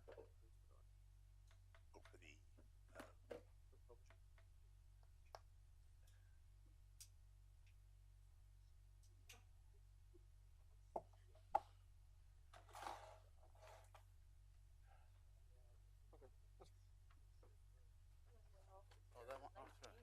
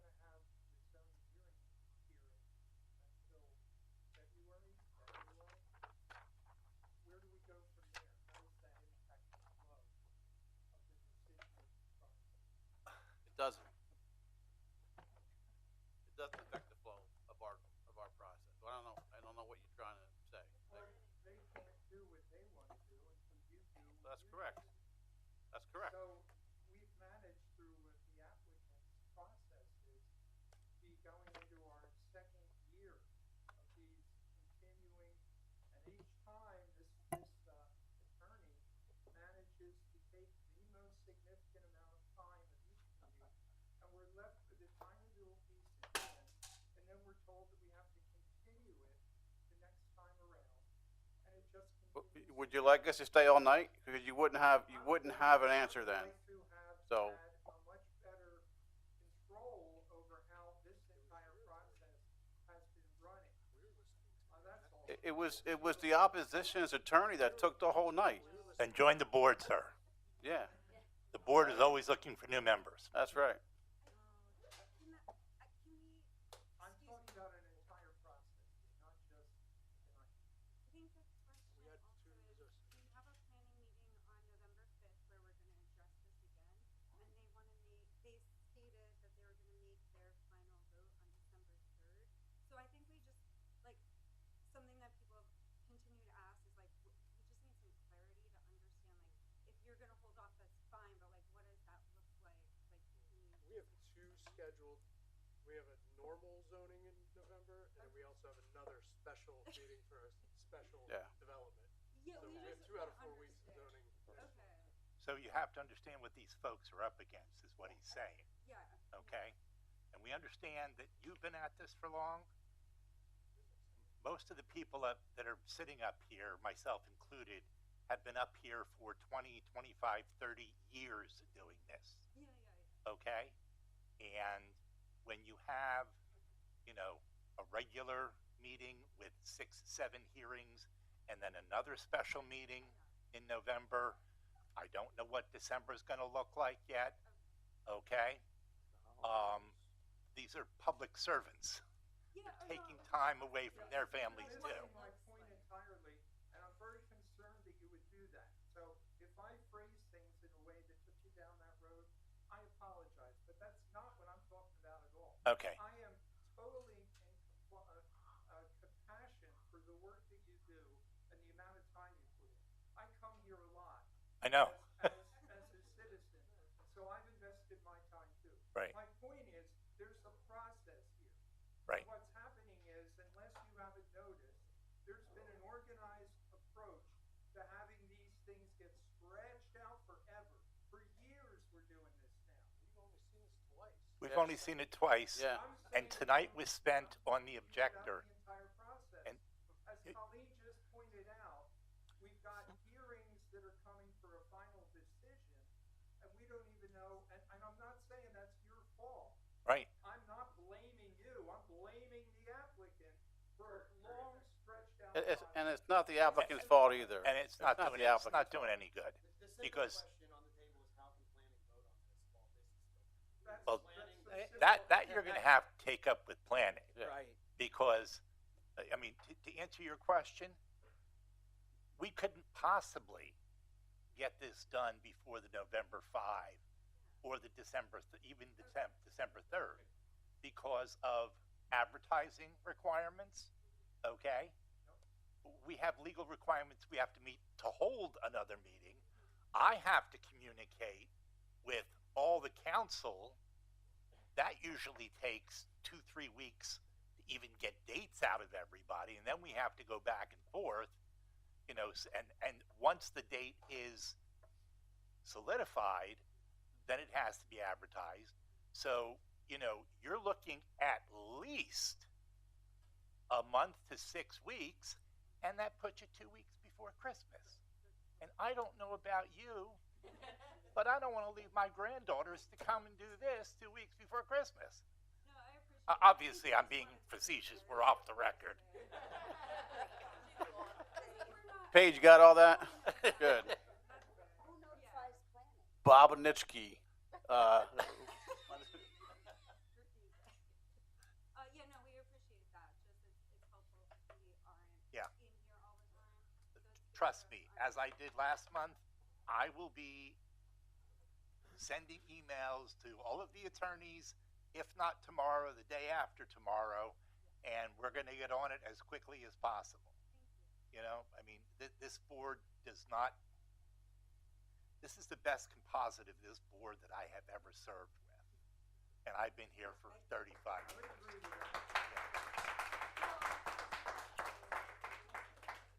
So, we'll get it as soon as humanly possible. It's not even the rush. You don't have to wait.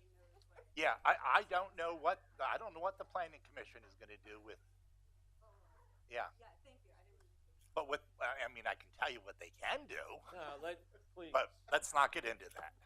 So I just wanted to confirm that we're gonna start with cross-examination of Mr. Haas from this piece when we come back next time, or is there gonna be additional testimony from Mr. Haas?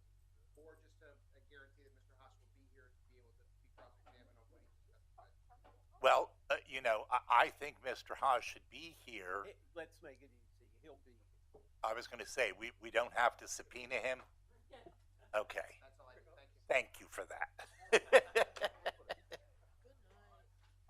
How to make friends and influence people. Make your decider subpoena your witness. Somehow that doesn't work.